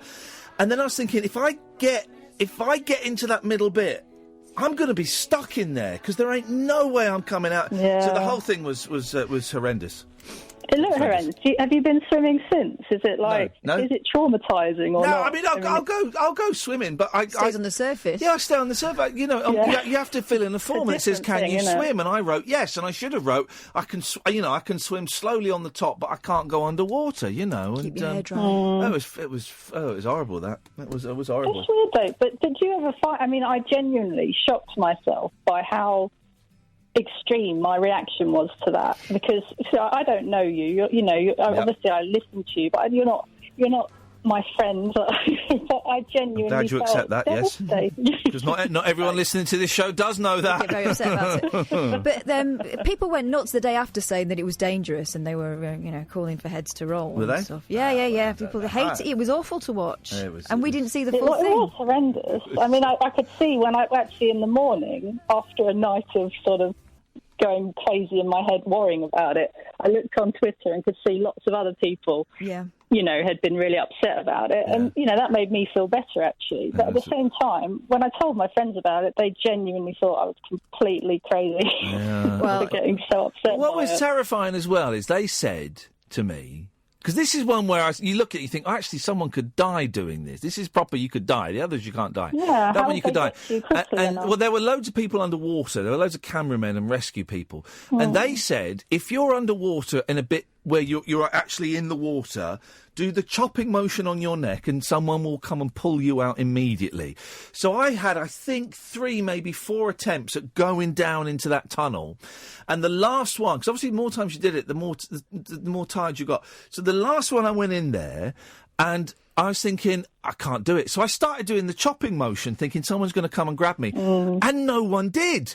So then I got back into that air pocket, and then I was proper panicking, thinking, Jesus, I can't breathe. And then it was, the weird thing was, then you say, I'm a celebrity, get me out of here. And I thought that the box would open, but it wasn't. Suddenly someone's pulling my legs and pulling me under, and I'm thinking, oh shit, I'm getting pulled underwater. I've got to hold my breath. Oh, it was horrible. I'm shaking thinking about it. But, you know what I'm like with confined spaces. I tell you what, didn't I have a funny line coming out? As soon as I came out, guys, how did I do? Come on now, that has to be respected. Jenny, I don't know how you managed to see the funny side that quickly. It was horrible. Jenny, thank you for your support. I appreciate it. I promise I will never go underwater again. You have that as a vow, okay? Thank you. Thanks, Jenny. Take care. Ta-ta. Thank you. 03444991000. This is Talk Radio. A star-crossed soapbox for sailor boys, stable girls, I'm on the edge, and stripper grands. It depends who you're with and it depends on the situation. Late night speech radio with a difference. Thank you. The Late Night Alternative with Iain Lee on Talk Radio. 03444991000 is the telephone number. Let's go to Jonathan. Good evening, Jonathan. Evening, Ian. Evening, Jonathan. What have you got for us tonight, please, sir? What my ambition for this year is. Okay, let's hear it. Okay, I would like to be at the opening of the American Embassy in February by Donald Trump. Why? Well, I'm getting to that. Hang on a minute. You left a pause. The next natural thing was why. But OK, you do it in your own time, buddy. Go on. As Trump prepares to officially open the embassy, I notice a shifty individual in the crowd on the other side of the road. I've got a feeling we might have to dump this, but let's carry on for the moment, yes. And he pulls out something that he shouldn't. Yes. And I jump over the barricade from my side and run towards him. Yes. And he shoots me.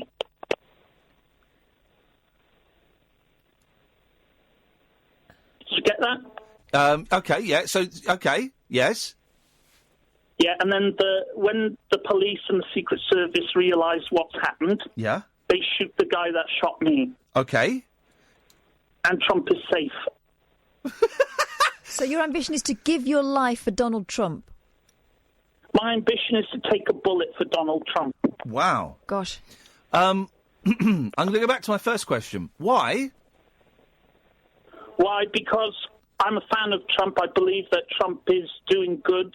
Yeah. And I can think of no higher honour than to potentially give my life in order to save Western civilization. Then what you need to do, what you need to do in that case is you need to hire a man or woman, let's not be sexist, to assassinate Donald Trump. That's what. For this to become a reality, you need to pay someone to assassinate Donald Trump at that event, but you don't tell the assassin that you're going to foil that plot.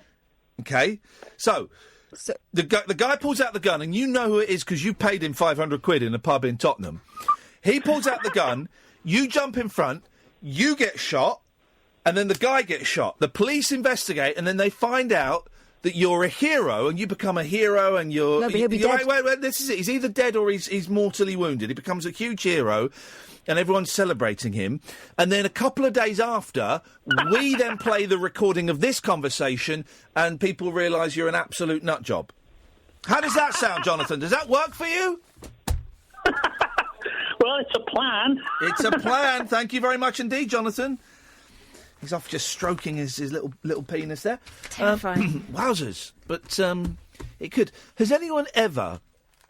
It's quite often the plot of movies. Has anyone ever done that thing where they've hired a hitman to kill themselves?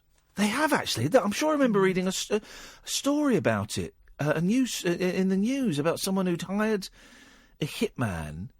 Did I read that or did I dream it, or was it a film? They paid money to get a hitman to kill themselves, but then, the hitman bodged it or something. 0344 499 1000. Good evening, Mick. Yeah, hi, Paul. What you got for us, fella? I'm just...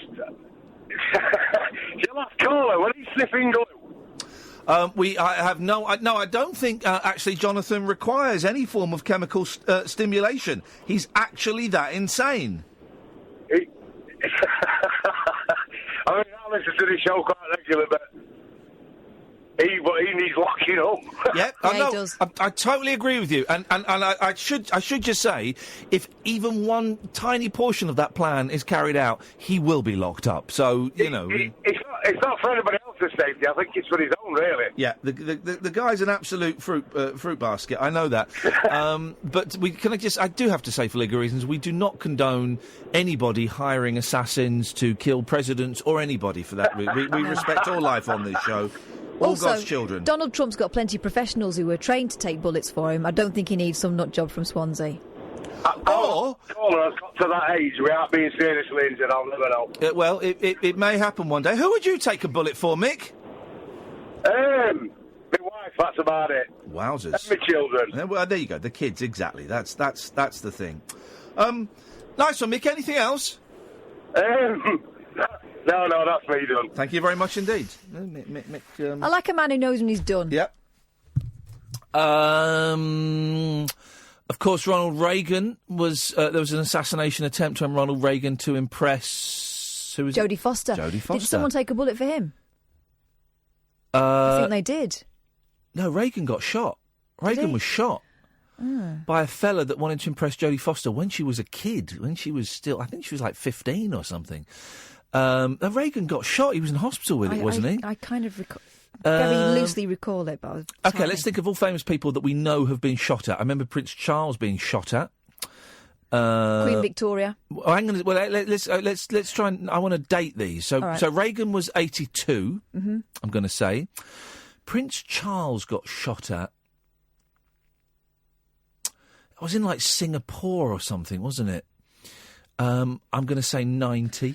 Pope John Paul. Yeah, the second, the Pope, as I like to call him. He's the Pope, Yeah. the classic Pope. Yeah, he did. I don't think he got hit, though, did he?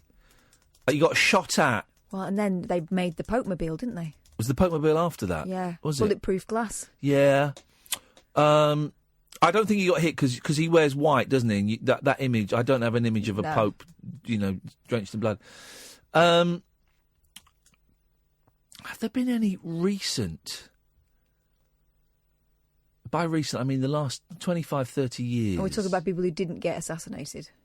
Well, I can't think of anyone that's been assassinated. Well, that poor MP. Oh, Joe Cox, of course. Apologies. But then yes. in my lifetime, Indira Gandhi, I remember that one. Yeah.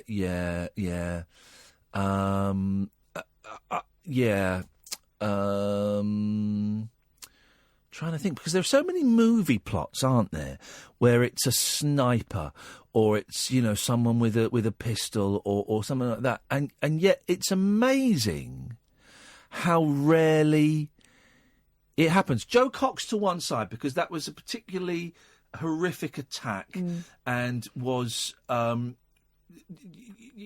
kind of thinking of like, people with sniper rifles and things like that. And Joe Cox is particularly horrific. And yes, we acknowledge that happened and that was horrendous. But you would think in America... Oh, no, there wasn't there? Wasn't there... there was a woman in America who got shot. In the head. Got shot in the head and survived. Yes. In the last 3 or 4 years. Yeah. She's still alive. I think she is. That was She's a senator. horrendous. She was a senator, I think. Don't know why we've gone down this rather bleak... It's very macabre. Very macabre. Quite sombre as well. Very bleak little... Gabrielle Giffords? No, that name doesn't ring a bell. Anyway, I don't. Anyway, yeah, horrible. But you would just think, particularly in America, there'd be more of it. Hey, what happened to that Las Vegas shooting? What happened to that? Where did we get with that? Have they done that case yet? Well, we don't know any more about it. What's the latest on that? You're right. We don't know any more about it at all. And that was what, 150 people died? 500 injured? Yeah, the thing is, he died, didn't he? Yeah, exactly.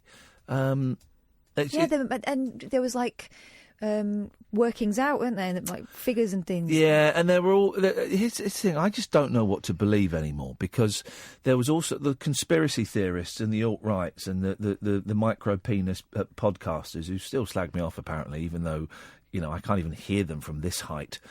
And at that pitch as well. Yeah, they were...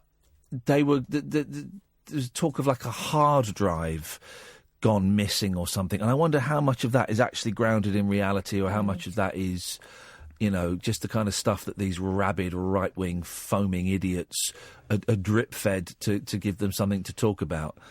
I don't know. Anyway, we've gone down a very macabre little alley. Let's start talking to David, and we might carry David over the news. Evening, David.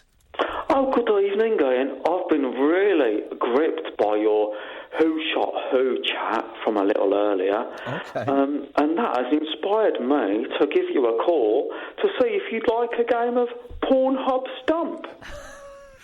I would love a game of Pornhub Stump, David. Are you okay? It sounds like you've injured your jaw and you're calling us from a hospital. No, I'm just having a wee. Okay. Oh. Well, you finish off the week. Okay. And then we'll do the news, and then when we come back, we'll play it, shall we? Are you going to call me back, or should I hang on? I suggest just hang on, David. Oh, well, hang on. Okay, but finish up, okay, thanks. Oh, you stay Wash there. your hands. Yep. I feel really weird talking to him because we've met him now. Oh, yeah. Where did we meet him? Oh, no. I wish you hadn't said that, because now I can see his face. His weird... And I imagine him in a toilet. His weird sort of moon face. He's a lot older than I expected. Where did we meet him? It wasn't... Wolverhampton. Wolverhampton, wasn't it? Yeah. We had to stand in the kitchen. We did. It was a very strange evening. By the way, I think all of our live shows, apart from Bath, are sold out. So if you want to come and see us, you have to come to Bath. When's Bath? February. If you go to iainlee.com/events, and we're in Luton next week. Yeah. Yeah, on the 20th, which should be exciting. I was going to go on my scooter, but it's a bit too cold and windy, isn't it? It's too nippy for that. I wouldn't bother with that. 0344 499 1000 is the telephone number. Coming up, we'll be playing, what was it called? Pornhub Stump. Which is a game you really don't want to miss. This is the Late Night Alternative on Talk Radio. The Late Night Alternative with Iain Lee on Talk Radio. We have ways of making you talk.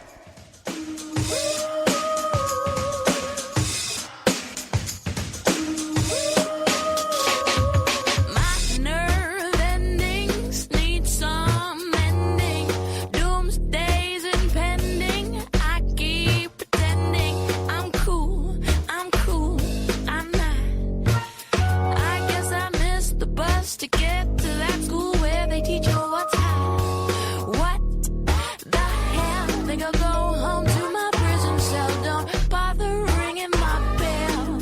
Scoot-a-doo-doo-doo. I'm not typically impressed, philosophically depressed. I don't bother getting dressed no more.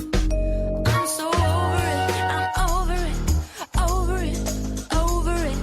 Over it. If you're tired of hearing me talking about it, oh well, deal with it. I live in New York City, so's always right where I wanna be. I live in New York City, so's always one step ahead of me. And I'm over it, over it, over it, over it. If you're tired of hearing me talking about it, oh well, deal with it.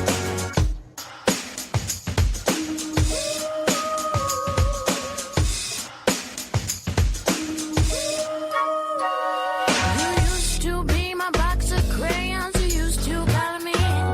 I used to wear your rainbows like they were going out of fashion. I was into it, thought I could never quit. It was as if someone flicked a switch, suddenly I was over it, over it, over it, over it, over it. If you're tired of hearing me talking about it, oh well, deal with it. I live in New York City, so's always right where I wanna be. I live in New York City, so's always one step ahead of me. And I'm over it, over it, over it, over it. If you're tired of hearing me talking about it, oh well, deal with it. Somewhere over the Empire State Building, across the Brooklyn Bridge, I'm so over it. I'm so over it. Over it.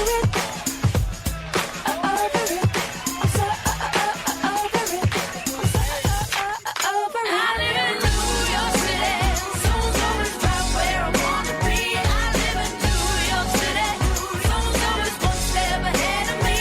And I'm over it, over it, over it, over it. You're tired of hearing me talking about it, oh well, deal with it.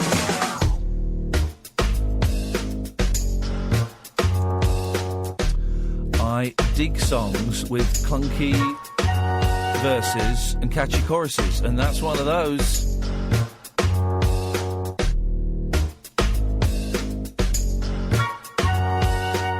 It's good, isn't it? It's Imani Coppola. And it's looking more and more likely that I'm going to be releasing a kind of best of Imani compilation at some point. Very cool. We're talking about it. Right. 0344 499 1000 is the telephone number if you want to give us a call. Good evening. All right, David, you're going to play... was it Pornhub Scrum? Stump. Porn Scum... What? What's it called? Have you quite finished? What's it's called Pornhub Stump. Pornhub Stump. OK, right. Just remind us of the rules of this game, please. Well, I go on Pornhub, which, in case you don't know, is a porn search website. Yes. You type in what you want to look for. Yes. it comes back with a number of videos to suit your search, and I'm trying to get 0. Okie I dokie. want to beat Pornhub. I want to beat it. You want to beat Pornhub, okay? And we are going to guess how. If you want to play at home, you can. If you want to phone in, Play along at home, yeah. Certainly join in. Okay. Okay. Right. So, what's the first search? Okay, the first search I put in. Now, this word, I enjoy language, and this word, when you think about it, it's quite a rude word, but it's not a rude word. Yes. Backgammon.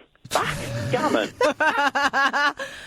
Right. Backgammon. All right. Well, this could have one word, not two. Don't say it as two. It could have different meanings. It could mean rear pork. Yes. Or it could mean a well-upholstered back. Or it could be a game played in the Asias. Go ahead. I reckon there's going to be quite a bit of backgammon porn. I'm going to say 35. Oh, I was going to just say 5. Okay. Kath, it's 3. I'm always good at this game. But what's happening in that sexual scenario? You'll have to look it up for yourself, I'm You're telling me afraid. you've never played strip backgammon? I don't know how to play backgammon. I don't either. It looks very complicated. No, actually, I have played backgammon and it's easy. Oh. It's kind of like Ludo, but with 2 dice. It is kind of like Ludo with 2 dice. Oh. I played it in Japan once. Yeah. Okay. Next one, please. Bullseye. Oh. Go on. Right. A bullseye. And Bully's special prize. I'm going to say 220. Yeah, I'm going to say... Because bullseye could mean a lot of things. Yeah. I'm going to say 173. 6.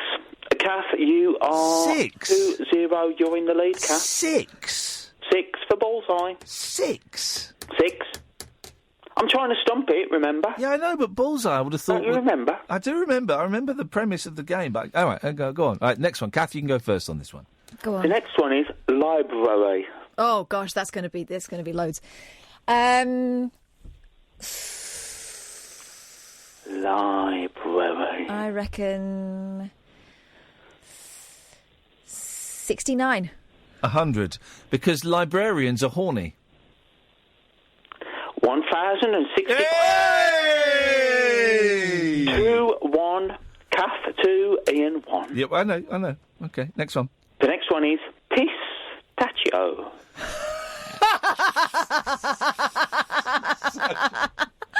One word, pistachio. Okay, pistachio.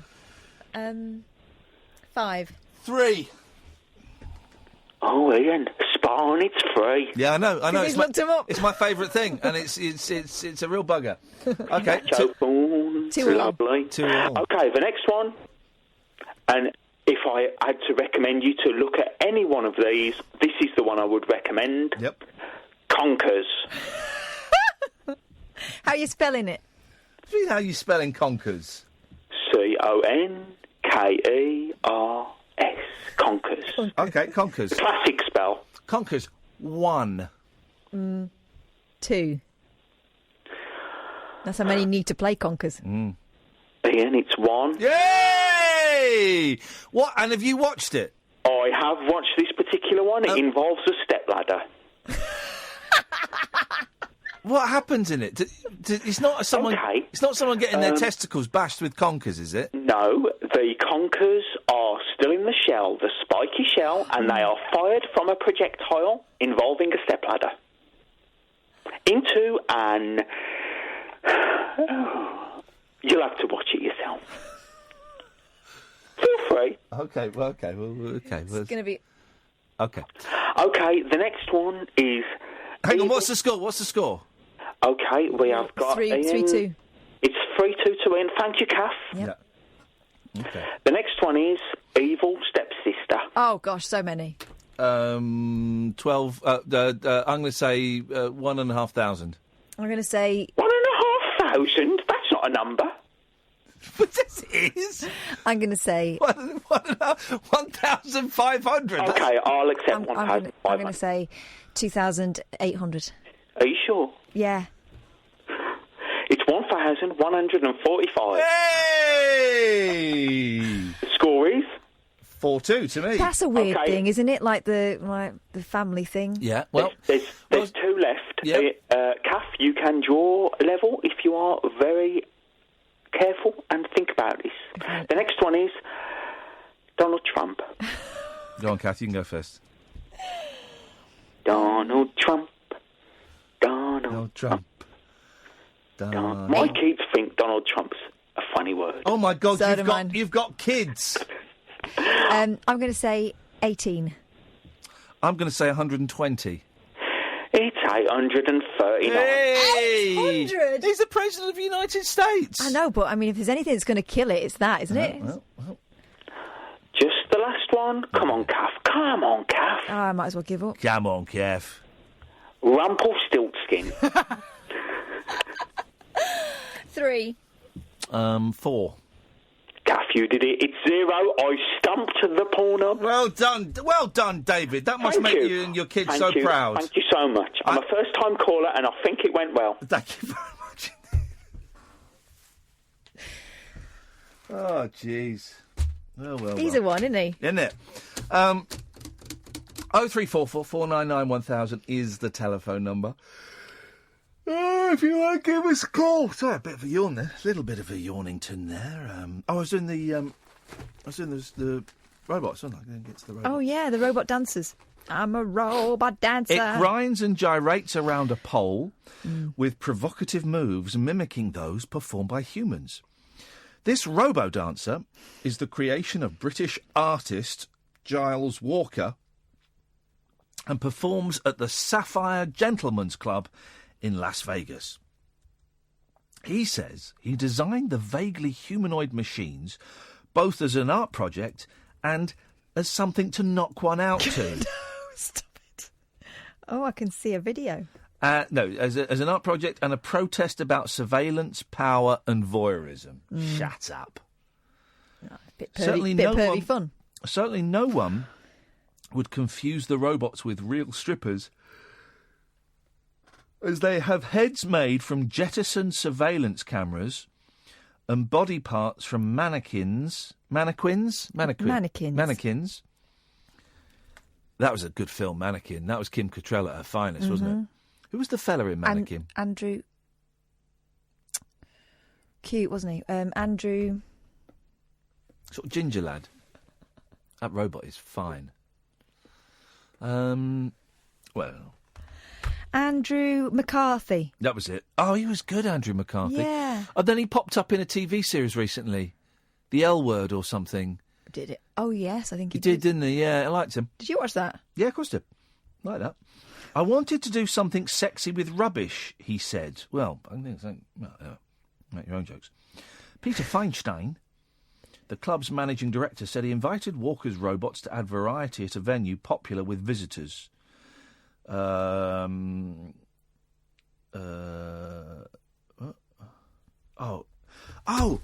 was the thing about hang on, there's a thing about robots somewhere about I don't know. There was something somewhere else. I can't think what it was. Let's go to a break, shall we? The late-night lip service for lovers, loners and lounge lizards. Yeah, well, where exactly is your accent from? The Late Night Alternative with Iain Lee. I've forgotten your name already, excuse me. On Talk Radio. Lenny has tweeted us. Of course there was nothing strange with Las Vegas. The place with the most CCTV cameras caught nothing of a man dragging 30 large guns to his room. Oh, no, I'm not saying there's nothing strange about it. But I'm wondering how much of the... whenever there's anything that happens, there's conspiracy theories and things get made up. Lies get told, and they get told as though they're reality. And I just wondered how much of it was lie. I think also the fact that the person that did it is dead means that people can go wild, can't they? Yeah, wild in the aisles. Good evening, Yanis. Hello. Hello, Yanis. Hello there. Hi, good evening. Good evening, you alright? I'm fine, thanks, man. What you got for us? I just wanted to relate back to the points you were making about the shootings in Las Vegas. Here we go, yep. Yeah, I just think I kind of agree with you in a way. Like, a lot of conspiracies do get made up and stuff like that, but at the same time, yes, like for something so tragic to happen, and for it to go to be honest, I had completely forgotten about it until you had just brought it up. Yeah, and for something so tragic, really, I would expect it to be more in the headlines. I mean, I appreciate there are, like, a lot of tragic things going on in the world, but, you know, in a country like America... I suppose, I mean, it was a few months ago, and I guess, you know, while there are investigations going on, what is there that they could put in the headlines? It can't be in the headlines every single day, can it? True. No. I agree. But I hate to... I hate to draw these comparisons. What if it was a terrorist attack? Yes. I appreciate the person's dead now, but... Yes. Do you not think it would be a bit more in the headlines? No, you don't mean that. What you mean is, what if it were a Muslim attack? Because I guess it could be. I guess it was a terrorist attack. You know, it's the definition of terrorism is something that causes terror. That was terrorising. So I guess it was.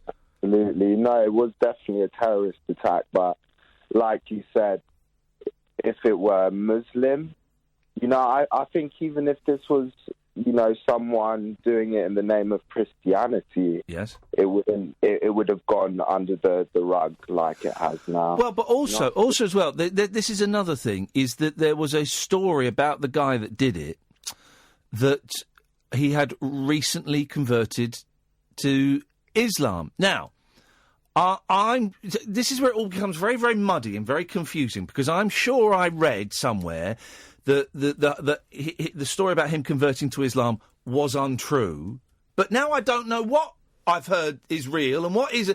And this is what these conspiracy theorists and these people on the far right and these people on the far left, this is what they like. They like the confusion, you know, they like to muddy the waters. They like to make things so you don't know... The person on the street... Hysteria. They like to cause hysteria. Well, and also ISIS will wade into anything and say they inspired it. Yep. I think that they just claim everything. Absolutely. They want to... Anything that's going to... you know, further add to the crazy ideologies they have, or anything that's going to give them more exposure. Why would they not want to have that in their name? Yeah. I mean, it's just... But it's also nuts that a bloke... I mean, what was it? Lenny is right. A bloke managed to get 30 guns up to, you know, whatever floor it was of a hotel, and then also remove the glass as well. I mean, there's stuff in there that doesn't make sense, definitely. So, you know, It's a very shady... Even, I recall when it like, when I first started seeing it in the headlines, I was like, this just does not add up. No. Like... I really hate to, like, you know, add to conspiracy theories, because I think a lot of the time it's not really backed up. It's just a lot of, I don't know, playing on silly ideas. Yeah. But there are a lot of shady things with that. I don't think it can be denied. How can someone... I mean, that's like some military artillery. Like, to get that up... I mean, he must have even got a hand with that much. Like, here's another thing about Vegas, though. This guy, they were talking about him being a millionaire, weren't they? Saying he was really rich. I think you can get away with an awful lot in Vegas if you're. But also, I don't know. I don't know if he's a millionaire, because what we're doing by saying this on the radio is we're giving it credence. We're giving these rumours and these stories. We're saying everything we're saying it with equal weight as though it were true. No, it's true. Know. It's true. 64-year-old became a millionaire in real estate. Yeah, but I think we're discussing it because in, like, today, you know, we live in a world where, like, if this was someone who was Asian, the picture would have been painted in a completely different light. So, you know, we do have to question, you know, if something's fishy, it definitely needs to be like, you know, we need to talk about it. And but then sometimes stuff is just really boring and is mundane, and it is just one nut job, or it is two nut jobs, and that's it, and the government aren't behind it, and it's not, you know, sometimes stuff can be really. Conspiracy theorists do not like things that can be really easily explained, because it doesn't fit into their worldview that everything is being controlled by shady governments, or by Israelis, or by whoever it is they think is controlling everything. So the story of a nut job goes out and makes a bomb and gets some guns doesn't work for conspiracy theorists. Sometimes people do outrageous things and get away with it. I agree. I'll have to agree with you on that one. Yanis, thanks for calling, man. No worries. Have a good evening. Ta-ta. Well, I don't think we've spoken to Yanis before. No. It's certainly not a name I would... I've remember speaking to before. 0344 499 1000 is the telephone number if you want to give us a call. Oh, I'm tired now. I'm really tired. At the end of that story about robots, there was a thing about someone's invented a folding machine. But then I remembered I'd seen the folding machine somewhere else, and I couldn't remember. For what, folding tops in shops? Yeah, it folds clothes. Folds clothes. Maybe it was I think it was in yesterday's paper, actually. Yeah, so there's a machine that you, like, put your trousers in and your shirts and stuff, and it just folds them. Well, this is brilliant. I'll have 5. This is the greatest invention of all time. A £720 California machine which folds 20 to 40 items of laundry in 4 minutes. Amazing. Also on display is an Aibo, a robot dog created by Sony, which will retail in Japan for £1,300. I bought an Aibo years ago. The most expensive thing I bought, it was £1,600 it cost me. I had to get drunk to order it online. Bought it with TV money, and it was rubbish. Then I sold it about 6 years ago for £1. Oh, God. No, not for £1. What am I talking about? For £160. The foot-long pup. Here we go. This is finally, 15 years later, the Aibo's looking sexy. The foot-long pup understands a few English language directions, including commands to sit. She also has a camera in her nose which can act as a webcam. There we go. Now we're talking. Now we're talking robots. Surveillance. That's what dog we're surveillance. Talking. Yeah, I had an Aibo, and it was rubbish back then. But I was an early adopter. So I bought one before everyone else had got one. I don't know what to do for the last 35 minutes of the show. I feel as though we've peaked. I feel as though that's it. We'll take calls straight to air. We do that. We can certainly do that. That's not a problem. Lenny, instead of tweeting me, and it's great you're tweeting me, call in, because you're being all vague and mysterious. Might also be good to learn where the term conspiracy theory comes from. Let's learn from you. Instead of setting me homework, phone up 0344 499 1000. That's how this show works. Let's take a break. After hours amusement for anarchists, air hostesses, and jet-lagged Antipodeans. G'day, coppers. Can I crash on your floor? The Late Night Alternative with Iain Lee on Talk Radio. See, now I'm not gonna buy one, but I'm gonna Google these new Aibos and see what they do that my one couldn't do. Well, I get a bit worried when they say understand some English commands. Yeah. Right, Aibo. Right, okay. They look cool. They look cooler than they did. Well, they look like robot dogs. The Aibo Resurrected. Hang on, what's that? Sony today announced the launch of a new Aibo model 11 years after the robotic dog companion was discontinued. The ERS 1000 will launch in January in Japan only. Other markets are expected to follow, but no timeline was given. As in previous models, the dog will learn from its owners and environment to build its... Oh, no, I remember. It was crap. That's what I remember about it. It was crap. It was a lot of money, and it didn't really do a lot. My kids would like it. And you've got an actual dog that you don't like. Oh, so- jeez. That thing. OK, right. We've got half an hour of the show left. I've not really got anything to say, so we'll take calls straight to air for 30 minutes, which means you can phone up and you can say whatever you want, and we don't call you back. 0344 499 1000 is the telephone number if you want to give us a call.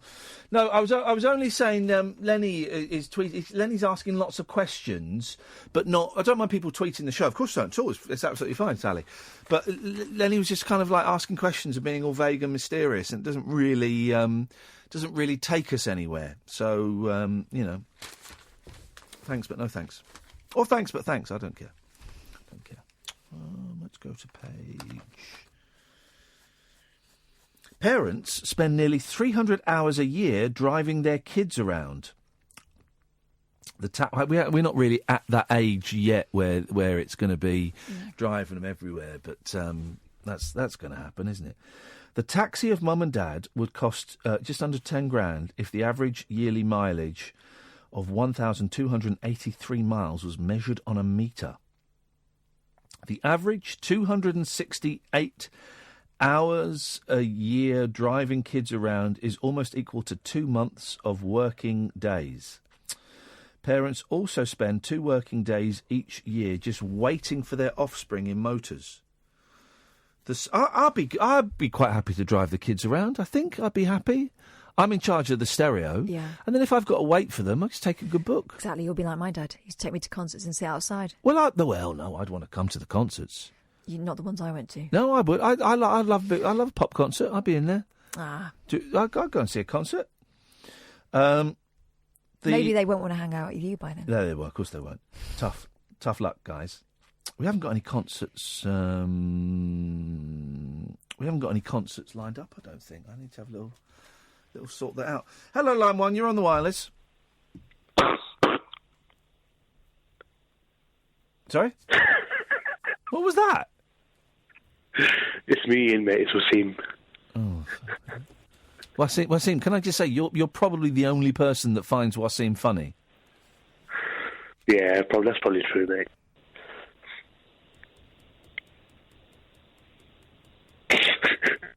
Yep, I'm right. Hello, line 2. Go placidly amid the noise and haste, and remember what peace there may be in silence. Thank you very much indeed. I'll have some of that. The survey of 2,000 parents found the average annual distance mum and dad drive is the same as a road trip to Lisbon. Huh?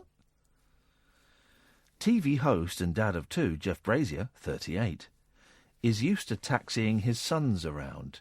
He said, "It's fascinating to see how many hours of your life it actually takes up." That's the end of the story. What? Who's he done that press release for? What is that? That's a weird... What's the point of that story? They're trying to stop us from taking our kids around. I'm just saying it happens. That's a strange old story, isn't it? Hello, line 1. Orgasm has become the most mystified state of feeling. No one can be quite sure if they happen or not. Is it just ejaculation, or is it orgasm? Is it just involuntary pelvic contractions, or is one having orgasm?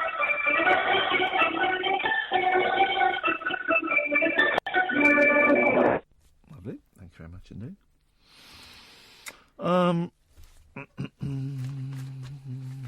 There really is very, very little in the papers, guys. Very, very little. There's a thing in here about Eric Clapton.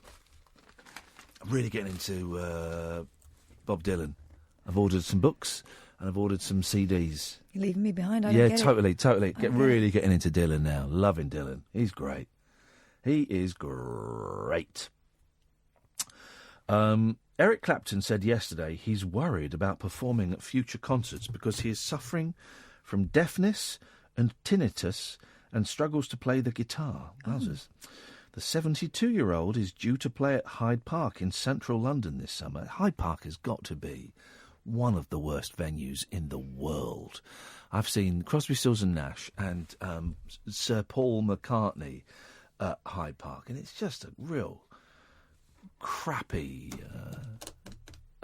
environment, atmosphere-free place to go and see a concert. It's a terrible place. The 72-year-old is due to play at Hyde Park in central London this summer, but is anxious about being able to play the instrument and sing proficiently. Hello, caller. Hello? Yes? It's David Butterwell, mate. Hello, David. How are you both today? Very, very well, David. Thank you. Thank you very much. It's wonderful here in the lush undergrowth. The flowers are nearly growing beautifully, but by the summer they'll be lovely. Thank you very much indeed. There are people, most people under the age of 35 have no idea who David Bellamy is. Hello, line 2. Hey, Ian, it's James. How you doing? I'm good, thanks, James. What you got for us? Have you heard of something called the vajankle? Oh, my. The vajankle. No, I haven't, but I'm really looking forward to hearing about it. It's with a J. It's for people who like feet and people who like doing it with feet. What do you mean doing it with feet? Oh, God. It's like, the rubber thingies that you can get? Fleshlight. It's that, but on an ankle. What? Hang on a minute. Don't ask me how I found it, but... So it's a fake vagina that you attach to an ankle? It's in the ankle. What do you mean it's in the ankle? It's a fake foot. You have to Google it. I do. Vajankle. With a J. Yeah. Vajankle. Oh, God, it's a stump! Oh, God. It's a foot... Oh, that is... What? Jesus!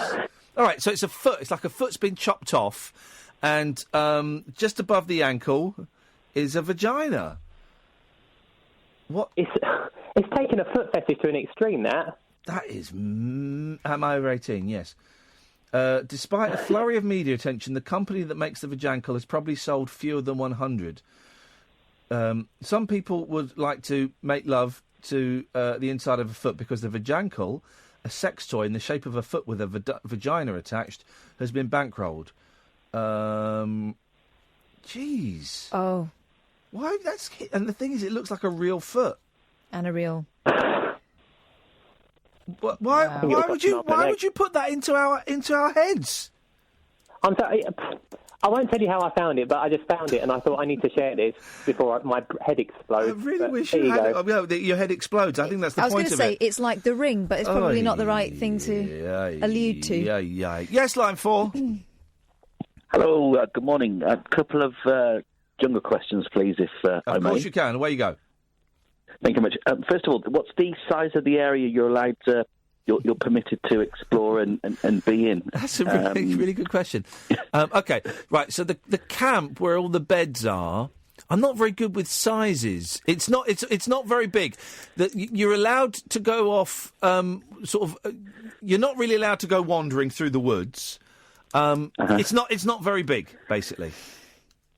Okay, fair enough. And the second question is, I've always wondered, do they fly you out like first class, business class, premium? Mate, they fly you out business class. You all go out on different airlines and go to different places. I flew out Singapore Airlines, Very business nice. class. It's where it changes into a bed.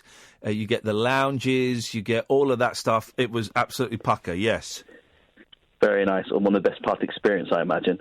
Yeah, definitely. And that chap yesterday was talking about he's got a cinema card. I've got one with Odeon. I think it's about £18 a month, but it means that you can kind of see films that you wouldn't normally see because you think, well, I'm not worried about spending £15 on a film or whatever. So you'd probably see films that you wouldn't ordinarily see, and quite surprisingly, you get to see some quite good ones. But because I think if you want to see the films in London, you've got to pay more. And there are, restrictions, aren't there, as to when you can go and see them? No, none whatsoever. The one that I've got, I think it's $17.99 a month, but I paid for the year, so you get it a little bit cheaper. And it's unlimited films. I think if you go and see something in 3D, which I'm never a big fan of, 3D films are it's like £1 extra. Yeah. Yeah, and if you go and see one of these like live performances, like the live theatre shows, I think it's extra. Yeah. But apart from that, everything's included, 364 days of the year. Well, now I've got, a sad old man's life. I might start looking into I'm going to look into it. I'm going to look into it. It's really worth it, because I see a couple of films a week, and you just go and you think, well, I'll go and see that. I wouldn't normally pay for it, but I'll take a chance on it, and you get to see some quite good films. Even, I've been to see, some of the Disney animation ones, and ordinarily you wouldn't go to see it, but you think, well, you're using your card, you might as well, and you get to see some really good ones. Okay, nice one, man. Thank you for that. I will look into it over the weekend. Cheers. No problem. Thanks. I couldn't be very specific about the sizes. I'm not very good with sizes, but there's not much room there. It's all quite compact. But they have to be careful, don't they? Because then they clear a safe area of beasties that might kill you. Well, you clear it as much as you can. There were loads of crabs, I remember, and there was a massive like lizard that would sometimes come into the camp. That would give you a little run for the. What was that turkey thing? Oh, the bush turkey. Yeah, there's loads of bush turkeys just wandering around. You weren't allowed to kill them, unfortunately. 0344 499 1000. This is Talk Radio. Across the UK, online and on DAB. The Late Night Alternative with Iain Lee on Talk Radio. Let's go to line 4. You're on the wireless. Hi there, Ian. I want to sing you a song. Set the fire to make ends meet. Keeps a man upon his feet, holding down his job, trying to show he can be born. Oh, it takes every kind of people, yeah, to make what life's about. Oh, yeah. Wow. Every kind of people, Yeah. to make the world go around. I think I might be pregnant. Someone's looking for a lead. Yeah. In his duty to king or creed. Protecting what I feel is right. Fight against wrong with his life. Yep. There's no profit in the sin. Okay, that was actually him, wasn't it? That was actually Nick Knowles on the phone there. Nicky Knowles. Nicky Knowles. Thank you, Nicky. I enjoyed that, although it's made me feel all funny. The only thing I'm concerned with now, says Eric Clapton, is being in my 70s and being able to be proficient. I mean, I'm going deaf. I've got tinnitus, and then it puts in brackets ringing in the ears. We know what tinnitus is, guys. My hands just about work. I mean, I'm hoping people will come along and see me. Maybe I'm a curiosity. I know that is part of it because it's amazing to myself I'm still here. He's not really selling it, is he? Oh, I like him. I like Clapton. I don't like his music, but I like Clapton. I like the idea of him. Yeah. He's doing what you did at the beginning of the show, saying it's going to be okay. The former Cream star was promoting the film Eric Clapton, A Life in 12 Bars, which is released in cinemas on Friday. Oh, I wouldn't mind seeing that. He said it was hard to watch the footage because it reminded him of tough times he's experienced. Clapton's life was blighted by addiction, first to heroin and later alcohol. There was a documentary filmed of Eric Clapton in the early 70s when he was off his face, and I don't think it was ever shown. But it's out there somewhere on bootlegs. I'd like to see that. There's a terrible Rolling Stones one that was made in about 1972, and I've watched that. That's an awful movie. What's this new film called? This is called A Life in 12 Bars. Can we get a DVD of that, please? I'll see where it's on. Can we see that, please?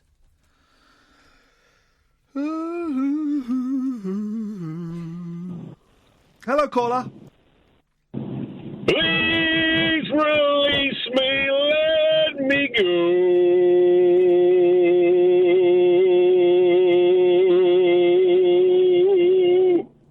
OK, I can do that. Thank you. Let's go to line 2. 2, you're on the wireless.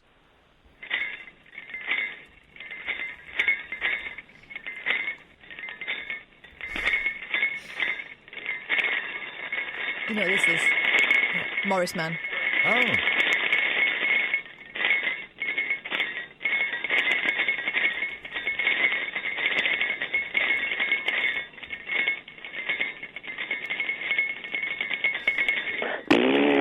OK, thank you very much indeed. There we go. Traditional end. Traditional ending from the Morris Men, the old Morris Men there.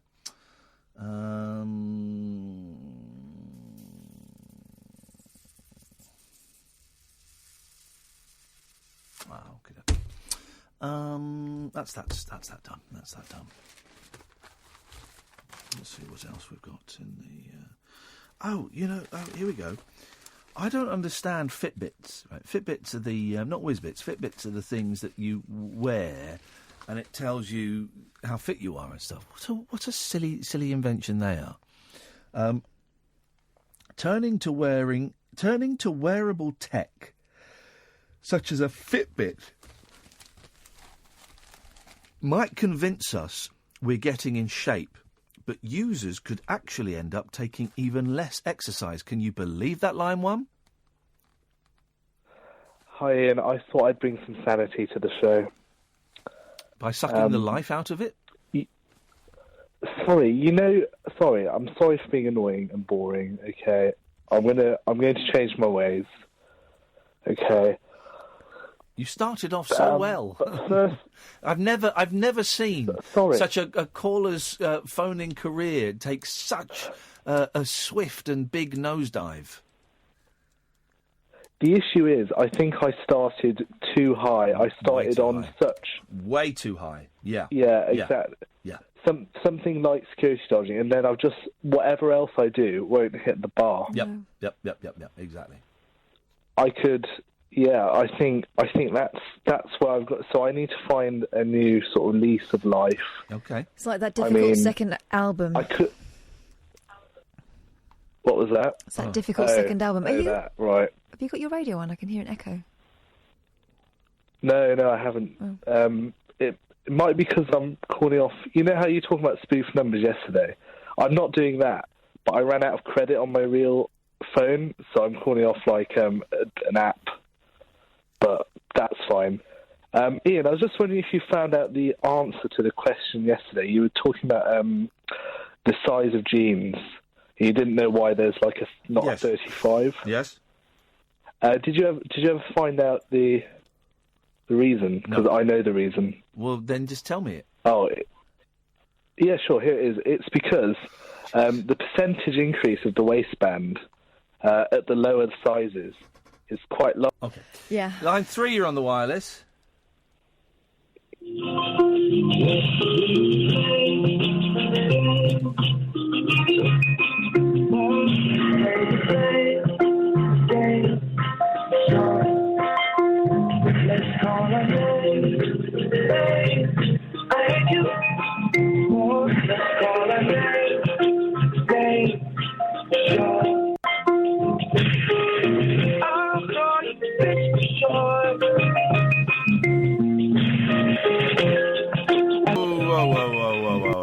There was a swear word in there, I think.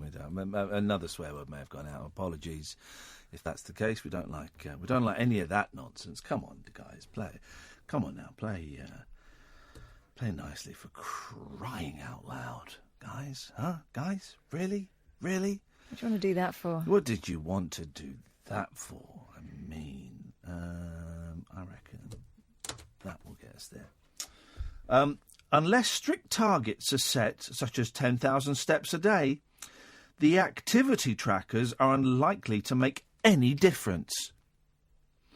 In the trial, 322 people who were not set any fitness goals were assessed after 6 months wearing the bracelets. But while 57% believed they had increased activity levels, their devices showed a downward trend from the overall group.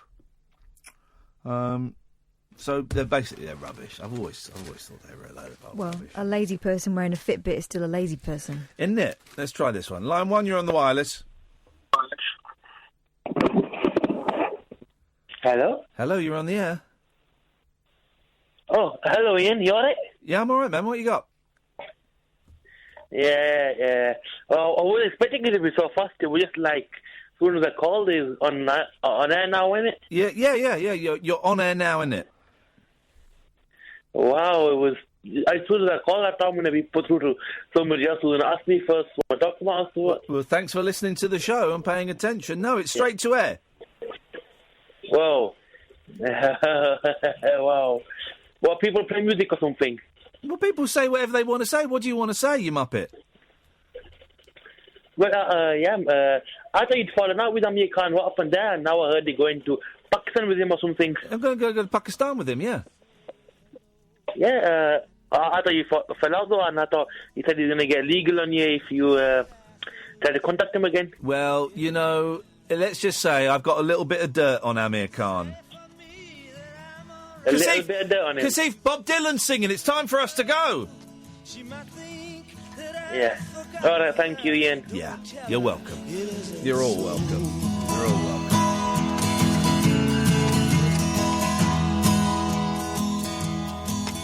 We had a falling out like lovers often will. But to think of how she left that night, it still brings me a chill. And though our separation, it pierced me to the heart, she still lives inside of me. We've never been apart.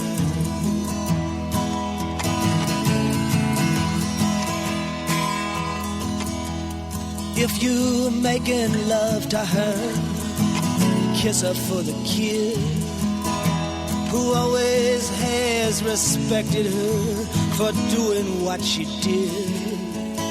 Oh, I know it had to be that way. It was written in the cards, but the bitter taste still lingers on. It all came down so hard.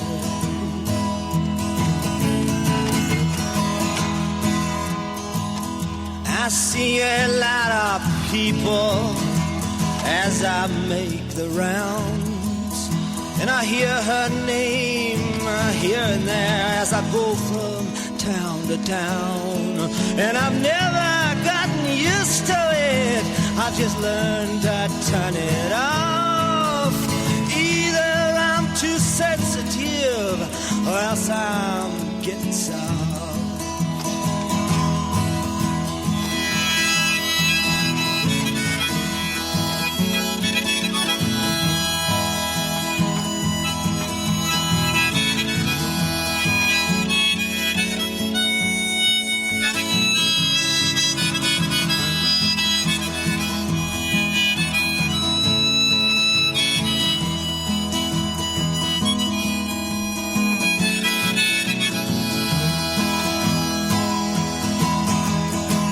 Sundown, yellow moon, I replay the past. I know every scene by heart, they all went by so fast. If she's passing back this way, I'm not that hard to find. Tell her she can look me up if she's got the time.